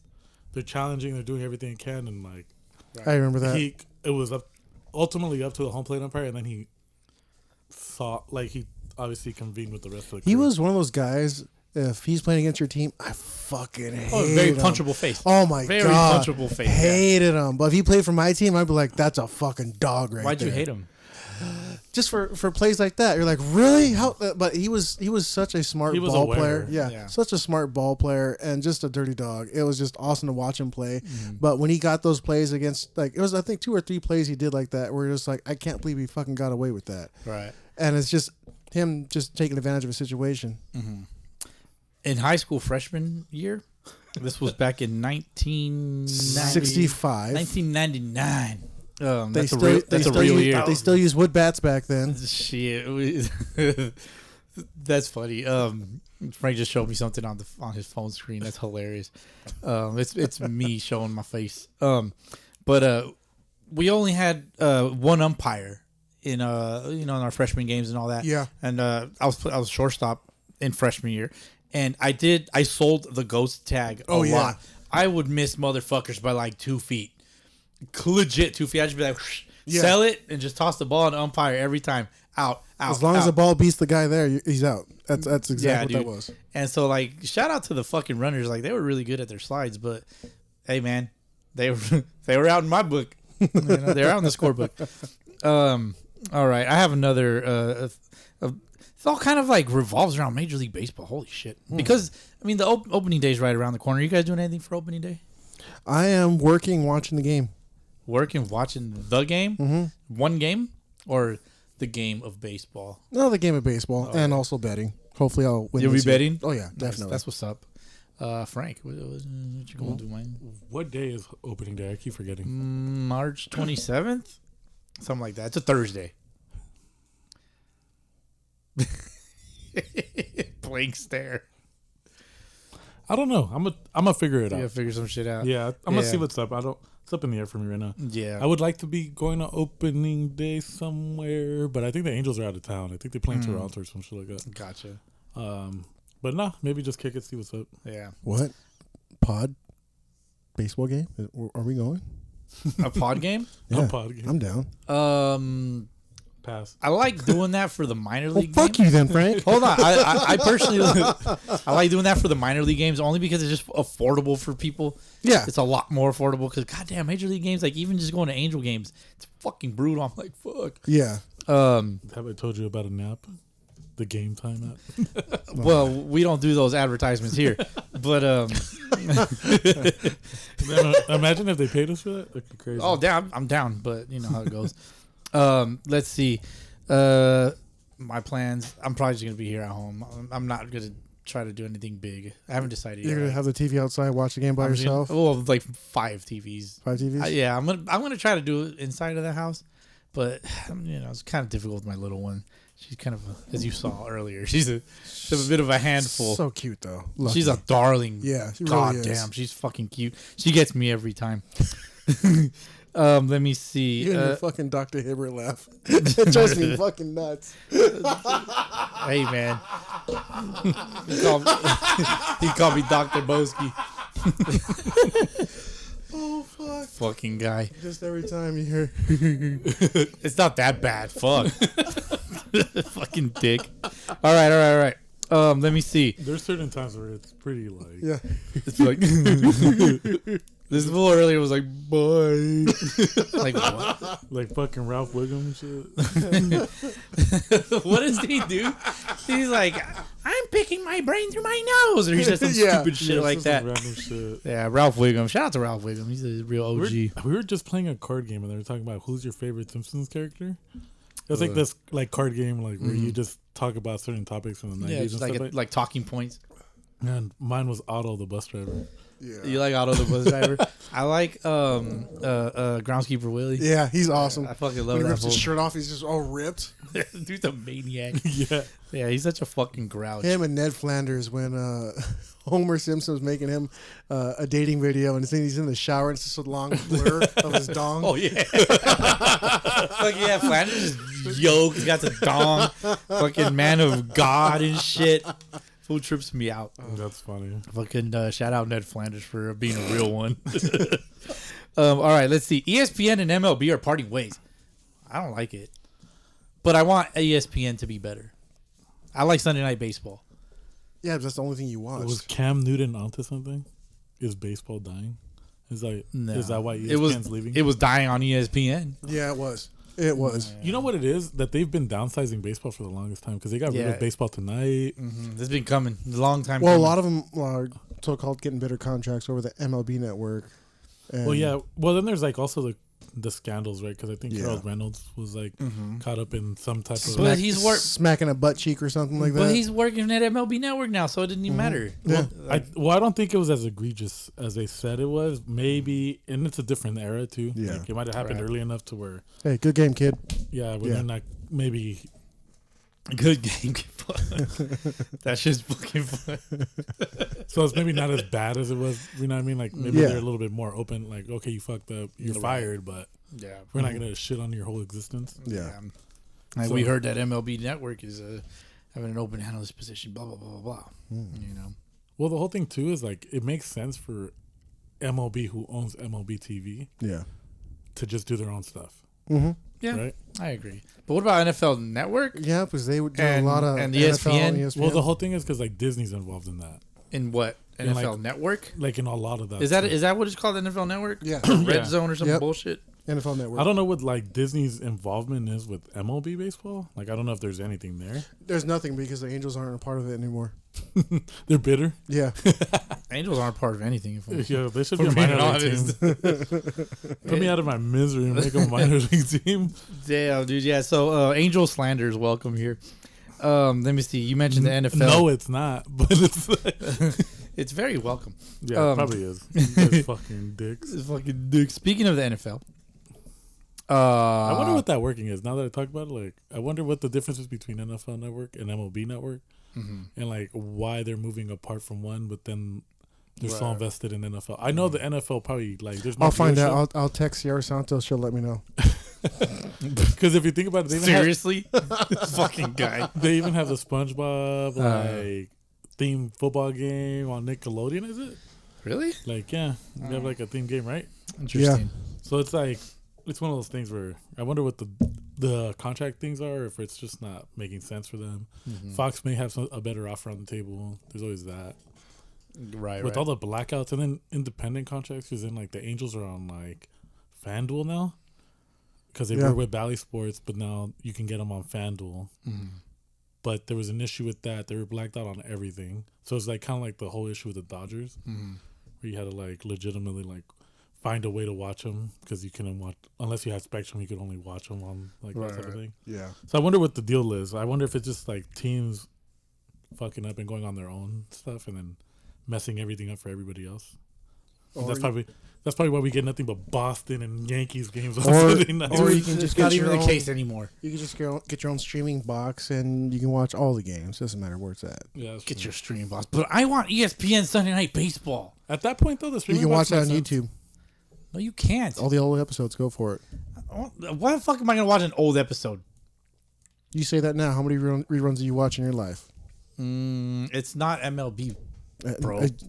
Just saying. We're talking MLB. I want to watch the Are you Sunday kidding me? Night Baseball do you, game. do you know how much I watch of old baseball games? Well, you have time on your hands. Yeah. Yeah, Yeah, exactly. Just throw it on. It's in the background. I do that, but I don't watch it. Yeah, I'm but- talking about like I want to sit down and watch the Sunday Night Baseball game. It's like the featured game of the week. It is pretty awesome, though. Yeah, I like it. And people fucking shit on it so much, which is fine. I don't care. I'm there to watch the baseball. I don't care about the commentators and how much they do or don't know. I don't give a shit about that. Unless it's one of the females. Brutal.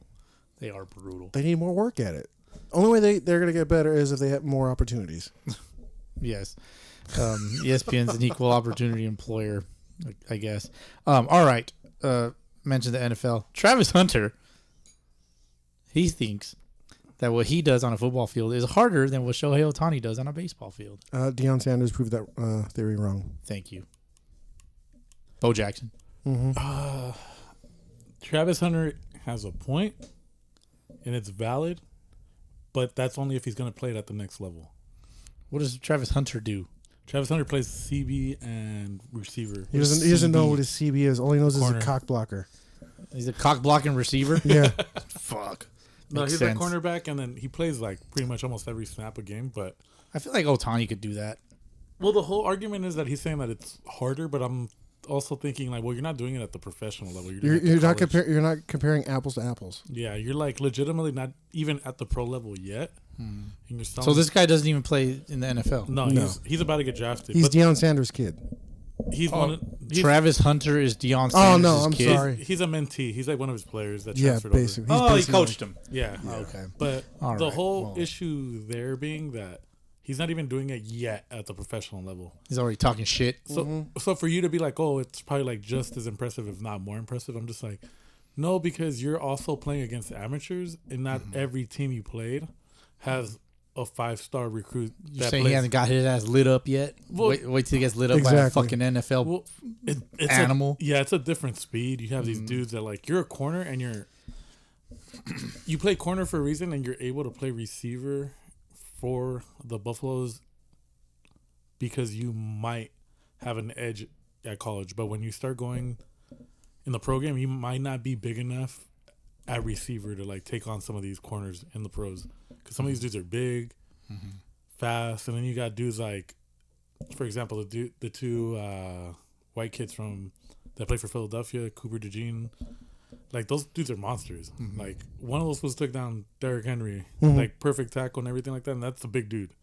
So they just Shoot me in the fucking head. so it's just like different animals. So I like, did this to myself, Jesse. You did. You asked for it. so You that was asked for like it.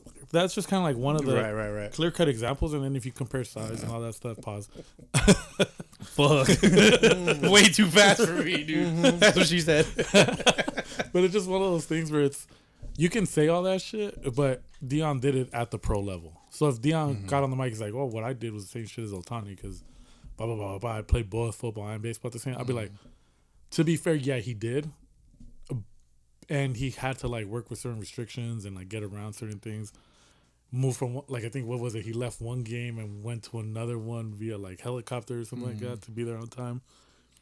Crazy stuff. But the whole thing, I would do it. If I the- could do it, I would do it. The whole thing is that like Deion also didn't start a lot of those I games. think those two fools should race just to see who's faster. Because Otani's fast. He steals bases. I don't see this fool, Travis Hunter, stealing bases. I don't think he can even steal a bag. Well, low-key, I think Ohtani, given his He frame, couldn't do it in Sunday League. he's built more like a wide receiver than Travis Hunter is. Yeah. Oh, Like, based on height. I could be thinking, but I want to say Travis Hunter is not that tall. So that's why, like, a lot of those dudes play CB. well, he doesn't impress me with his comments. Let me go look. I'm not impressed. Though, it's just, but, you know, he's trying to sell himself. He's trying to be like, NIL deals, got it. well, all he already boils has down one. to He money. already has NIL deal. Oh. He's already set. Dude, he's only 6'1". So he's like an inch taller than me. Let's see. Who's a good standard, like, wide receiver in the NFL, like, elite right now? Jerry Rice, He said right now, not back in the 30s. Michael Irving. Oh, my God. Hold on, I can think of another. Hold on. Let's say Higgins. All right, yeah, Higgins is good. I was gonna say Ocho Cinco. Oh, my God. Higgins is 6'4". And then you have Justin Jefferson who's 6'1". I think it's also very like up to discussion on how tall your wide receiver should be. 6'1", I guess, is passable, but he'd probably be a better corner. It's a nice wordplay there because you pass the Yeah. ball to the wide You saw receiver. that? Let's go. I'm if sports Duolingo, I'd be that right now. I guess he doesn't need to be a tight end. But I'm intuitive to two sports. Okay, Yeah. that's what I'm looking for. All right, let's move on from this fucking bullshit ass football talk. Yankees beards. I want to talk about that. Jesse, you've played in a program, no Yep. beards. Did you like it? Did you want beard? You don't have a beard now. No, at the time I couldn't really grow facial hair, so Yeah, now I puberty can. yet. Got it. Now I can. You hit puberty finally? My balls dropped. Yeah, Like a couple years ago. 2 days ago. Nice. But Things are so swollen right now. You're probably like, gotta get it out. but it's just one of those things where it's like facial. It did not matter for me for facial hair. I mean, I understand the whole rule and everything like that, but really, does that make you a better player or not? Does that mean you're not going to be able to run out hard 90s or anything just because you have a full-grown beard or anything like that? No, it doesn't do anything. That's not going to change the way you swing. Not going to change the way you play. Yeah. How do you like it for the Yankees? Do you think it was finally time, or You know what? It's been so long for the Yankees. I wish they didn't change. Just keep it like that. I mean, why change now? I agree. I agree. Not to make this about the Red Sox, because I'm not allowed to make things about myself or my team. But as a long-time Red Sox fan, I like them without the beards, and it's I respected them more that they kept that shit in place. Yeah. Because it's kind of like that's our villain. So Yeah. it kind of plays to like my narrative is the shit that I like. But I guess I was programmed, right? Because at first I didn't realize it till like later on. I was like, oh, these guys don't do beards. Like that's interesting. Yeah. Because you started like paying attention and shit. You're a little boy, you're just ignorant. But now that they did away with it, like they're going soft. Yeah, they're going soft. I think they're gonna lose their competitive edge because of that shit. And like I know Aaron Judge had said something like if you didn't want to be here because of the beers, then you probably don't need to be here. Right. Exactly. No, it's really true.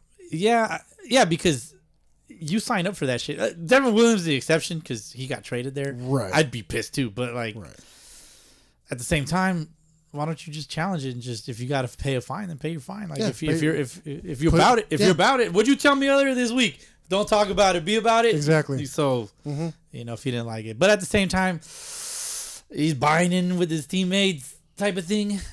So he just got rid of it. He's forced in that situation though. Yeah.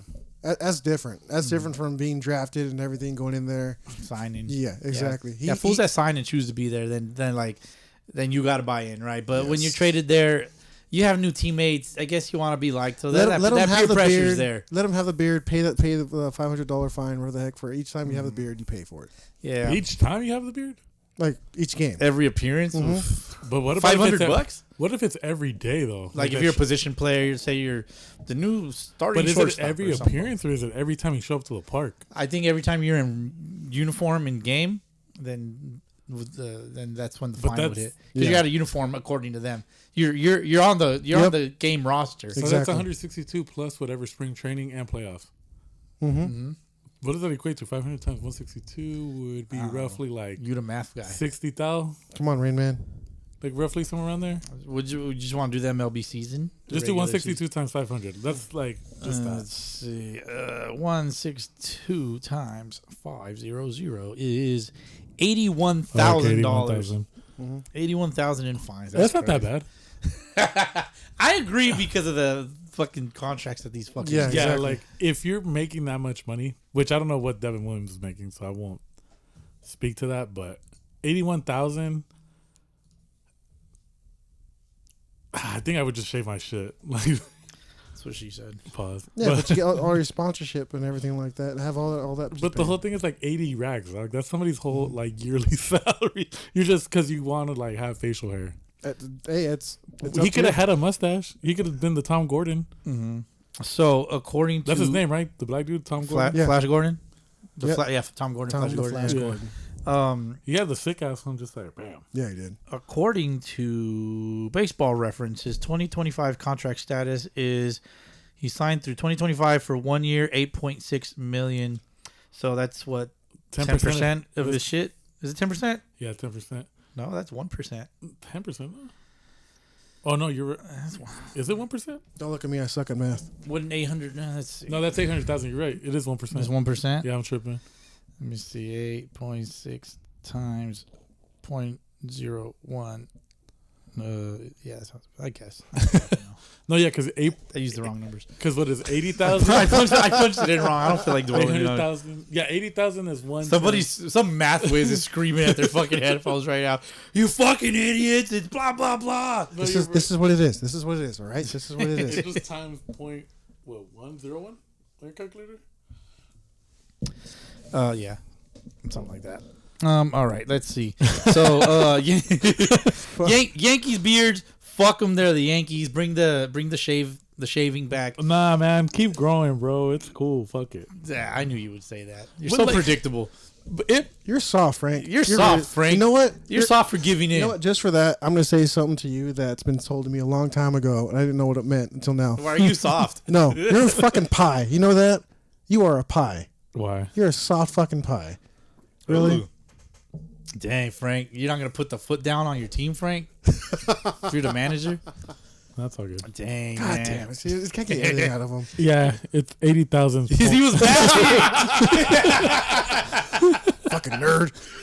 So 80,000 is 1%? 1%. No So you're shit. right. Like I was just thinking about it. I was like, God damn. Yeah, well, at first I was like, yeah, 10% sounds about. It's not 10%. I was thinking about like But 800,000. if you're willing to pay 1% of your contract, of your salary, then, I mean, But even then, it just seemed because you got to think it's going to about be less too. He's not going to pitch in every game. Right. Well, not only No, but he has to dress out. Yeah, he has to be there. But also, he's not getting the full $8 million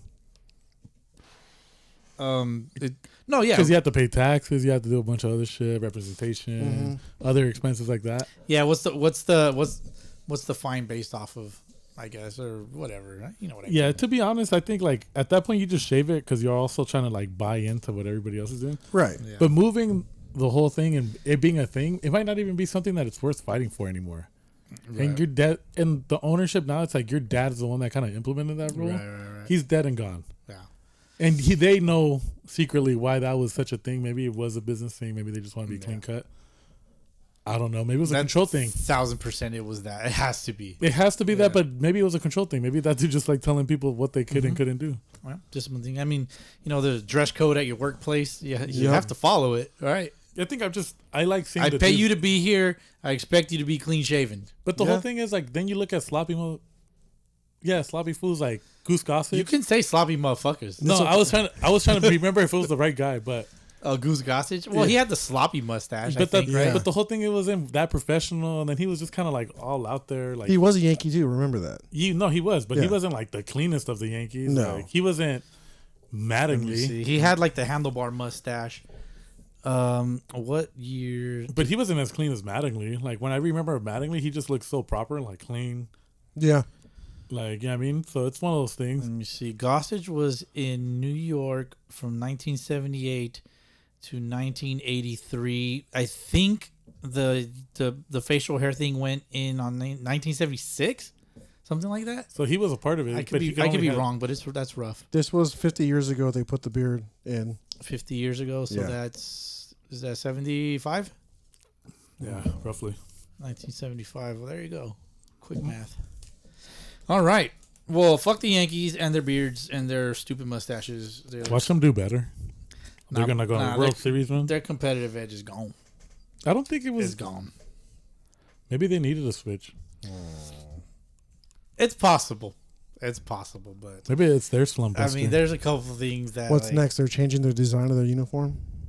The uniform thing is different though, What makes it different? Yeah. because it's like it's your uniform. It's like clean, cut and dry, right? Like you're not gonna do anything crazy. You can't really do much to change it other than He just said it's clean, cut, and dry. That's exactly the reason why.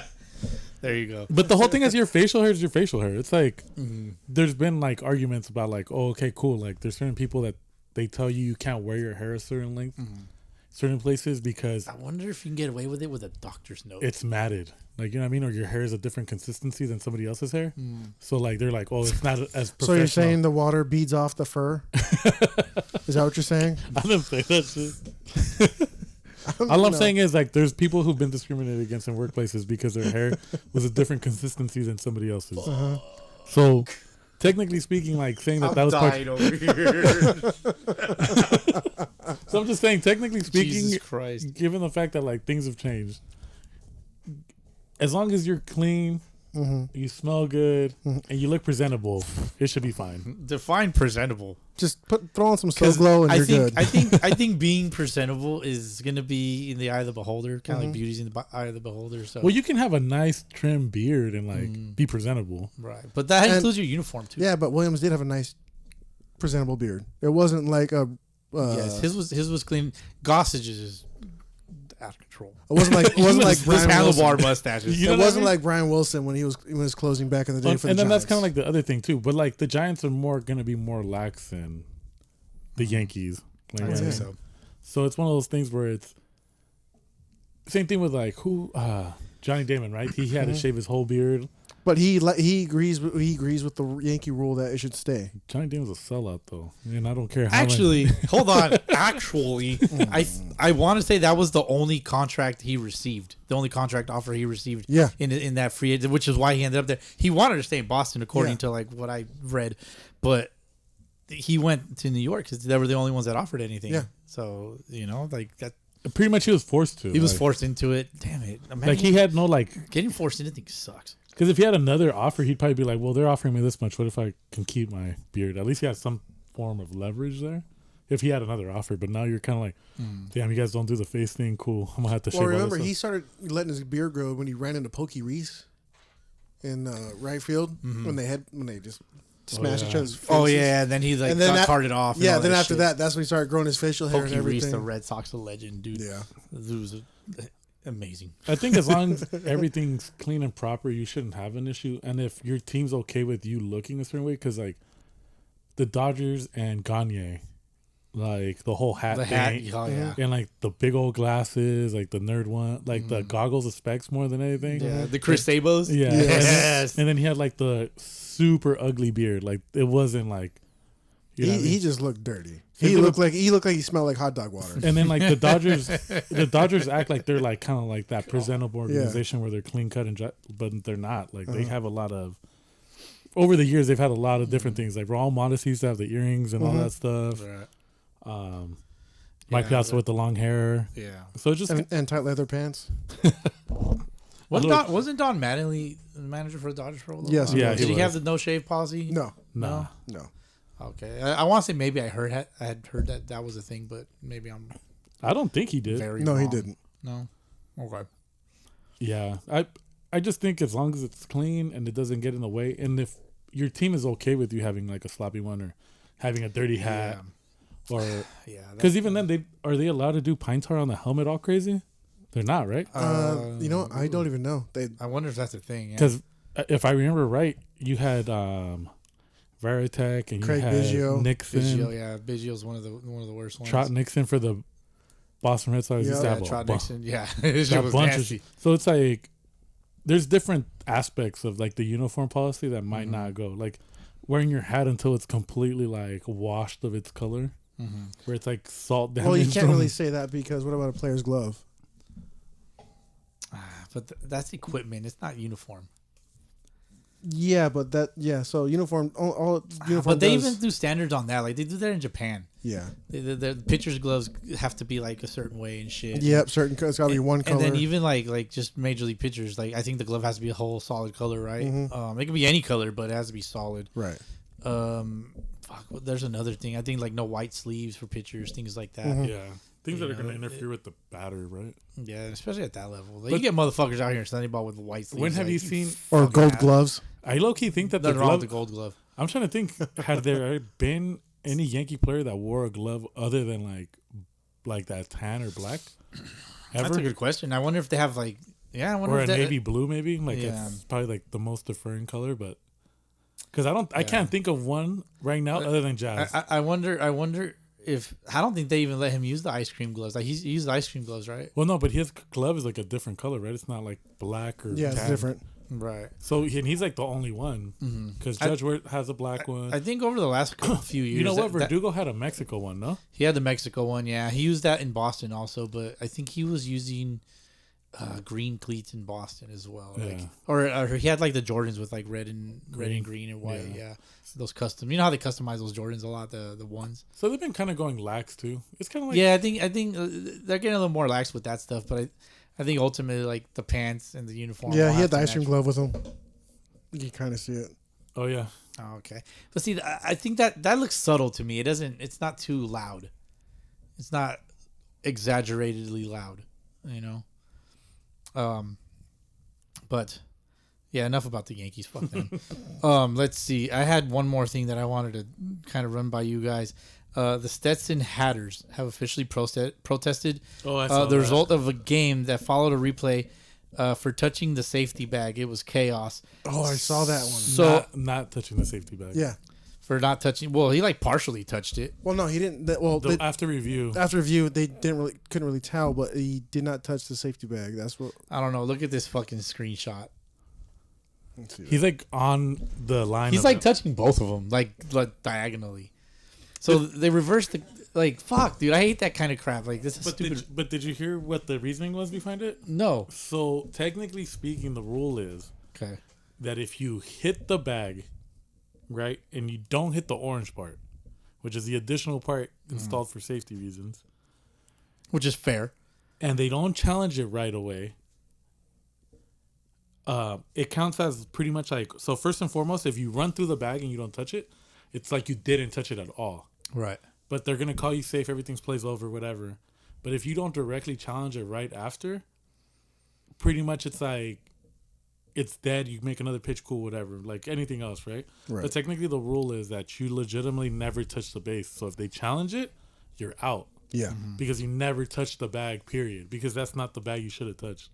So just the doubt that was created there is what pretty much led them to call him out. Was that fact that they couldn't tell if he did or didn't touch the bag. And the run didn't score for that either. Yeah. That was nuts. Because there was some more confusion on that, because they're like, well, the run would score, right? But technically no, because it would turn back into a force play. And you can't score on a force play because it's just the way the rules are built. Yeah, dude. That should look like chaos. And And it's, I mean, I like the orange safety bag, especially for college, like Major League Baseball, even whatever. Sundays too, like Yeah, some of these old heads. I would be fine with it, especially the way motherfuckers be running these days. Like, And I've seen some fools do some nasty shit just to like. yeah, I mean, even if it's on purpose or if it's like just trying to get in your head. I've seen some shit on purpose. Like, I have some shit on video that I've never wanted to post, but it's grimy. It's so fucking obvious and pisses me off. No, yeah, it's one of those things where I was frustrated for Stetson because dude made a mistake. The pitcher, I think, got a glove on the ball. Yeah. And the Stetson second base or the Florida second baseman was coming in hard, trying to make the play, but it wasn't even close. Right. But at the same time, it's gamesmanship because somebody on that Florida team, whether it was one of the coaches or somebody like that's on defense that noticed that he might have not touched the bag, was smart enough to call it. Right. And as much as I don't like that either, because I think at that point I'm like, nah, we're just gonna take our L on that one, and you kind of want to like have that pride in the fact that we don't need that to beat you. They still took the chance and the opportunity, and they worked within the rules to win. It just sucks though too because for like us, we're taught to run through the white bag. For years, run through And the so white are bag. they. This is pretty relatively Right, new. exactly. So now they got to run through an orange bag, and they're so used to touching the white bag that should still apply. And no, then there's other rules too that might affect that, because I'm trying to figure out how that would work if a guy lays down a bunt and they consider you inside. Like, you know what I mean? Like you're running straight towards the orange bag. Yeah, that's But what what if the ball's like right there and they trying to make it seem like you're trying to like obstruct the catcher? All right. Like, but no, And- you're and- like, I'm trying to run to the. And then it gets weird with right-handed batters because like you kind of lengthen your distance to the bag by getting to the outside, you know, versus like you want to get there as direct as possible. And when you're talking split seconds, like every little angle matters. I think if he should even clip the orange, they shouldn't have called that or reversed that call. Yeah, if you clip it, I Yeah, mean, like, at because that if the other base wasn't there, like you're still touching it. Yeah. You're gonna roll your ankle, but I think it's always tough when all these new rule changes happen. Yeah, new rule changes. There's a lot of questions always pop up, and it gets just dumb. It's kind of like this fucking chaotic video. It's the same thing with Hawaii was playing. Who were they playing? But they were playing someone, and you know, it gets chippy. Wow. Damn.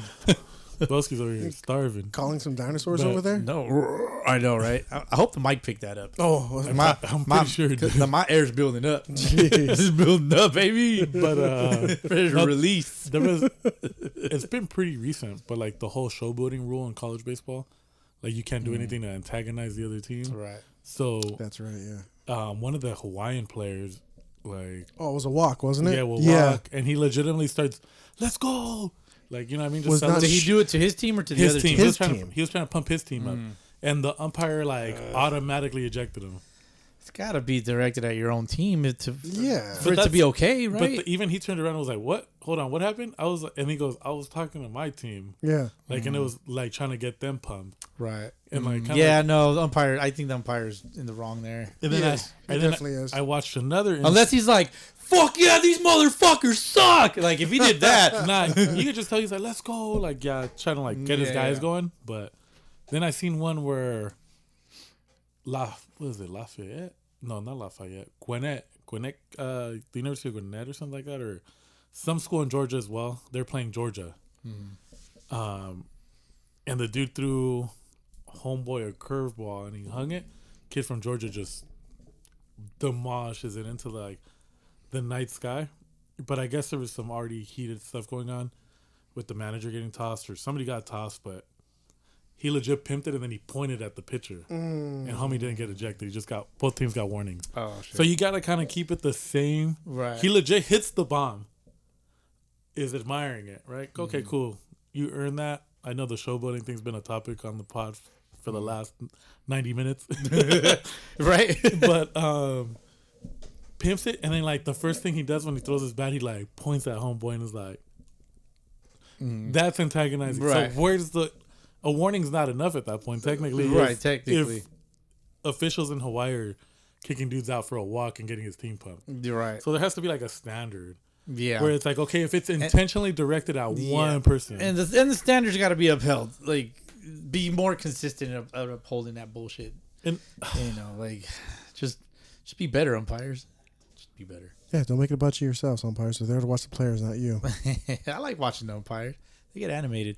The minor league umpires, like the Quakes and 66ers, they're interesting to me. Are they? Yeah, they're very interesting But to me. that's the other argument too, because if you watch a lot of the college highlights, the pitchers go crazy. They'll strike out. Oh, yeah, somebody, for sure.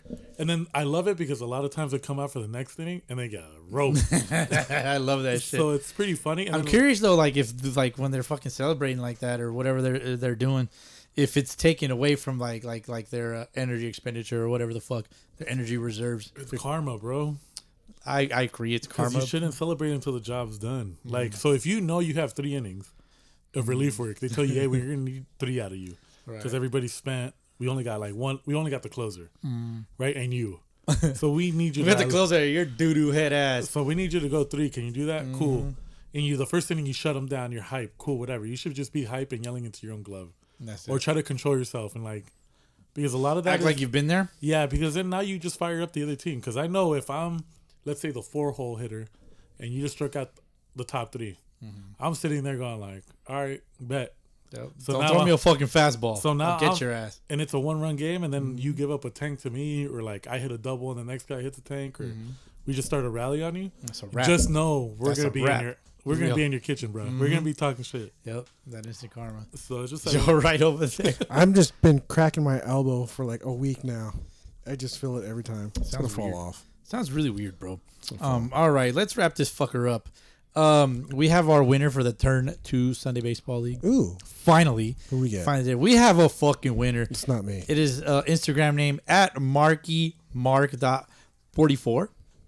And it says Mr. Andrade. So I'm going to assume this is Mark Andrade, winner of the Chalio, the custom Chalio glove, and a Sunday the Podcast t-shirt, which he's already picked one. Nice.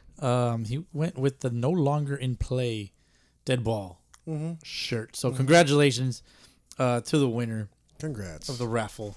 Looks like they're going to be doing possibly a second giveaway. I'll have to confirm. But congratulations and shout out to the Turn 2 Sunday Baseball League for hosting a solid giveaway. Yeah. With the shirt, I'm gonna make it a point to send a bat knob sticker, wristband. Is that all I got? That's all I have, right? Yeah. So far. Okay. So yeah, we'll coordinate all that. So just kind of throw some extra goodies in. Why do we have these extra goodies? No. We have these extra goodies over here. Why? Because our good friend over here, and it is Lala Bear Creations, are now creating the Great name. SLTP bat knobs. Sexy The name. sticker bat knobs, I should say. And these things are awesome. I'm not going to lie. Hit her up. Her name is Rena. She gave me a good deal with these, and they're flawless. I Can't complain. can't complain. Three different designs. She just killed it, and I couldn't wait. And I brought my bats out and put some knobs on, put some stickers on there. So Same. yeah, we should definitely put Yep. these up on the gram, and they should see these. Definitely see. We got a decent amount. So I think we're gonna be. If you want to support the podcast, we're gonna figure this out. We're gonna figure this out. Shoot over a little. We're gonna call it a donation, a set donation, and then we'll go from there. But yeah, you can hit me up in the DMs and then or Jesse, Yes. and we'll iron out those little details. Don't hit up Frank. He don't give a fuck. Frank does not want to fucking talk to you. Yeah. He doesn't want to talk on this mic, and he talks No. the most. It's Yes, exactly. fucking hilarious. Yes. He's If like, you're gonna ask me some shit, I'm gonna answer it, bro. he's like, no, bro, let's end this shit off mic, right? And then like, hey, Frank, what do you think about like the fucking safety base and what happened in that chaos? And he just goes He's like, on well- a fucking monologue. And the other side of the argument, Yeah. he's arguing with himself. I He love gives it. like three different like I try to think- personalities. He's just fucking with you, man. I just try to think about every argument possible. as right? you should, as you should. I wasn't gonna argue with you. I just want to be able to rebut somebody's fucking. No, for sure, man. I mean, that's what makes it interesting here. But yeah, we got some knob stickers. Put them on your knobs. Put them on your helmet, I guess. They're like the puffy ones. Yeah. Puffy? Is that Yeah. the right? I would say they puff up. They're not textured, but like they're puffy. No, there's a term for it, right? It's The not vinyl? Puffed? I don't know. No idea. It's not flat. No. I was using these as pasties and put them over my nipples. There's a way to. Fuck yes, daddy. What would it be? I'm trying to. Oh, think about pause. Oh shit. Yeah, I don't know. We'll put a name on it, but Yeah. with us not playing today, us being me and Frank and the fucking I best played league. 2 games. I don't know what you guys talking about. Fucking we're only 2 games into our season. A lot of other leagues are also 2 games into their seasons. A few opening days happened today. Ooh, who? PCBL. Nice. Fucking Old Scabble was gonna have their opening day, but they canceled. Did they get rained out too? They got rained out. And then Swabble recently started. Gladstone's kind of like 2-3 games in. Yeah, Gladstone's in. Turn 2. I'm sorry. Turn 2. The right. 463. It's yeah. It's because the stickers are sitting right here on the fucking table somewhere. But ultimately, man, like what I'm kind of alluding to is a lot of leagues are kind of playing concurrently right now. As the ABL, apparently we don't ever shout them out. Bell Gardens, I think they played. is finishing up, so they'll be starting up real soon once their like playoffs and all that shit's through. Yeah. A lot of leagues are roughly in sync. All I see is opportunity to play some games. Yeah. In the off season, it's my favorite thing to do. Culture games, if you will. But yeah, I just want to throw that out there. Other than that, man, I ain't got much else. You know, we got a YouTube channel. Don't upload much. I got to get back on it. I'm gonna work. That's the only way Sal listens to the podcast. Remember? through YouTube. Yeah. ain't no fucking way. I haven't put the last. Did you hear his last 5 compliment? What was the last It compliment? was like the 222 podcast. He's like, yeah, this was a good one. I almost listened to I almost finished all of it. I almost listened to all of it. Fucking dick. That shit's fucking funny. But no, I appreciate every single one of our listeners. I hope he doesn't listen long enough to listen to that last part. I guess we'll find out soon. It'll be You'll funny. find out. Yeah. Yep. If you see a fastball coming at your head, Frank, when we play Platoon one day in the cares? far, far future, I'll take the free base. Platoon's elite, bro. Just even getting on base against them is like a blessing. it's a success. Yeah, It's a just blessing. consider yourself. What? God, take that 33 and a half out of your mouth. Damn, I thought it was 32. It was called. It's called sarcasm, Jesse. You fuck. Read the room, Jesus. I'm dyslexic. I can't read. They're called dome stickers, like 3D dome stickers. Is that what they're Domes. Okay, not for your dome, but Yeah, like domed. yeah, They're domed, yeah. So they have like some depth to them. Yeah. Okay. Love that.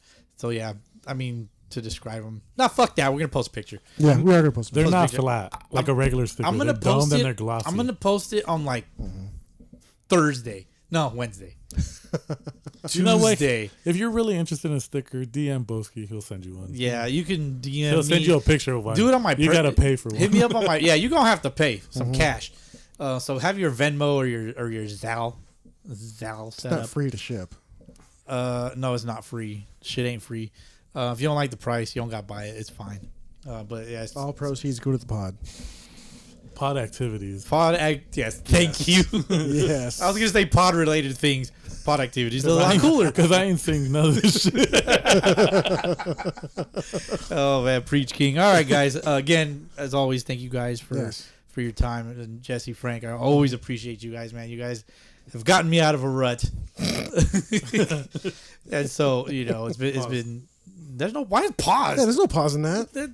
I'm just That pausing. wasn't possible. I'm Pause yourself. pausing it just in case. He wants me to pause this fucking episode. All right, so we're gonna do that. We're gonna pause this shit. Frank, we didn't have to pay umpire fees, but how much were they? $5. Jesse, you had umpire fees. How much were they? $10. Play 2 games. Fair enough. All right, let's get the fuck out of here. We'll catch you motherfuckers on episode 224. Hey.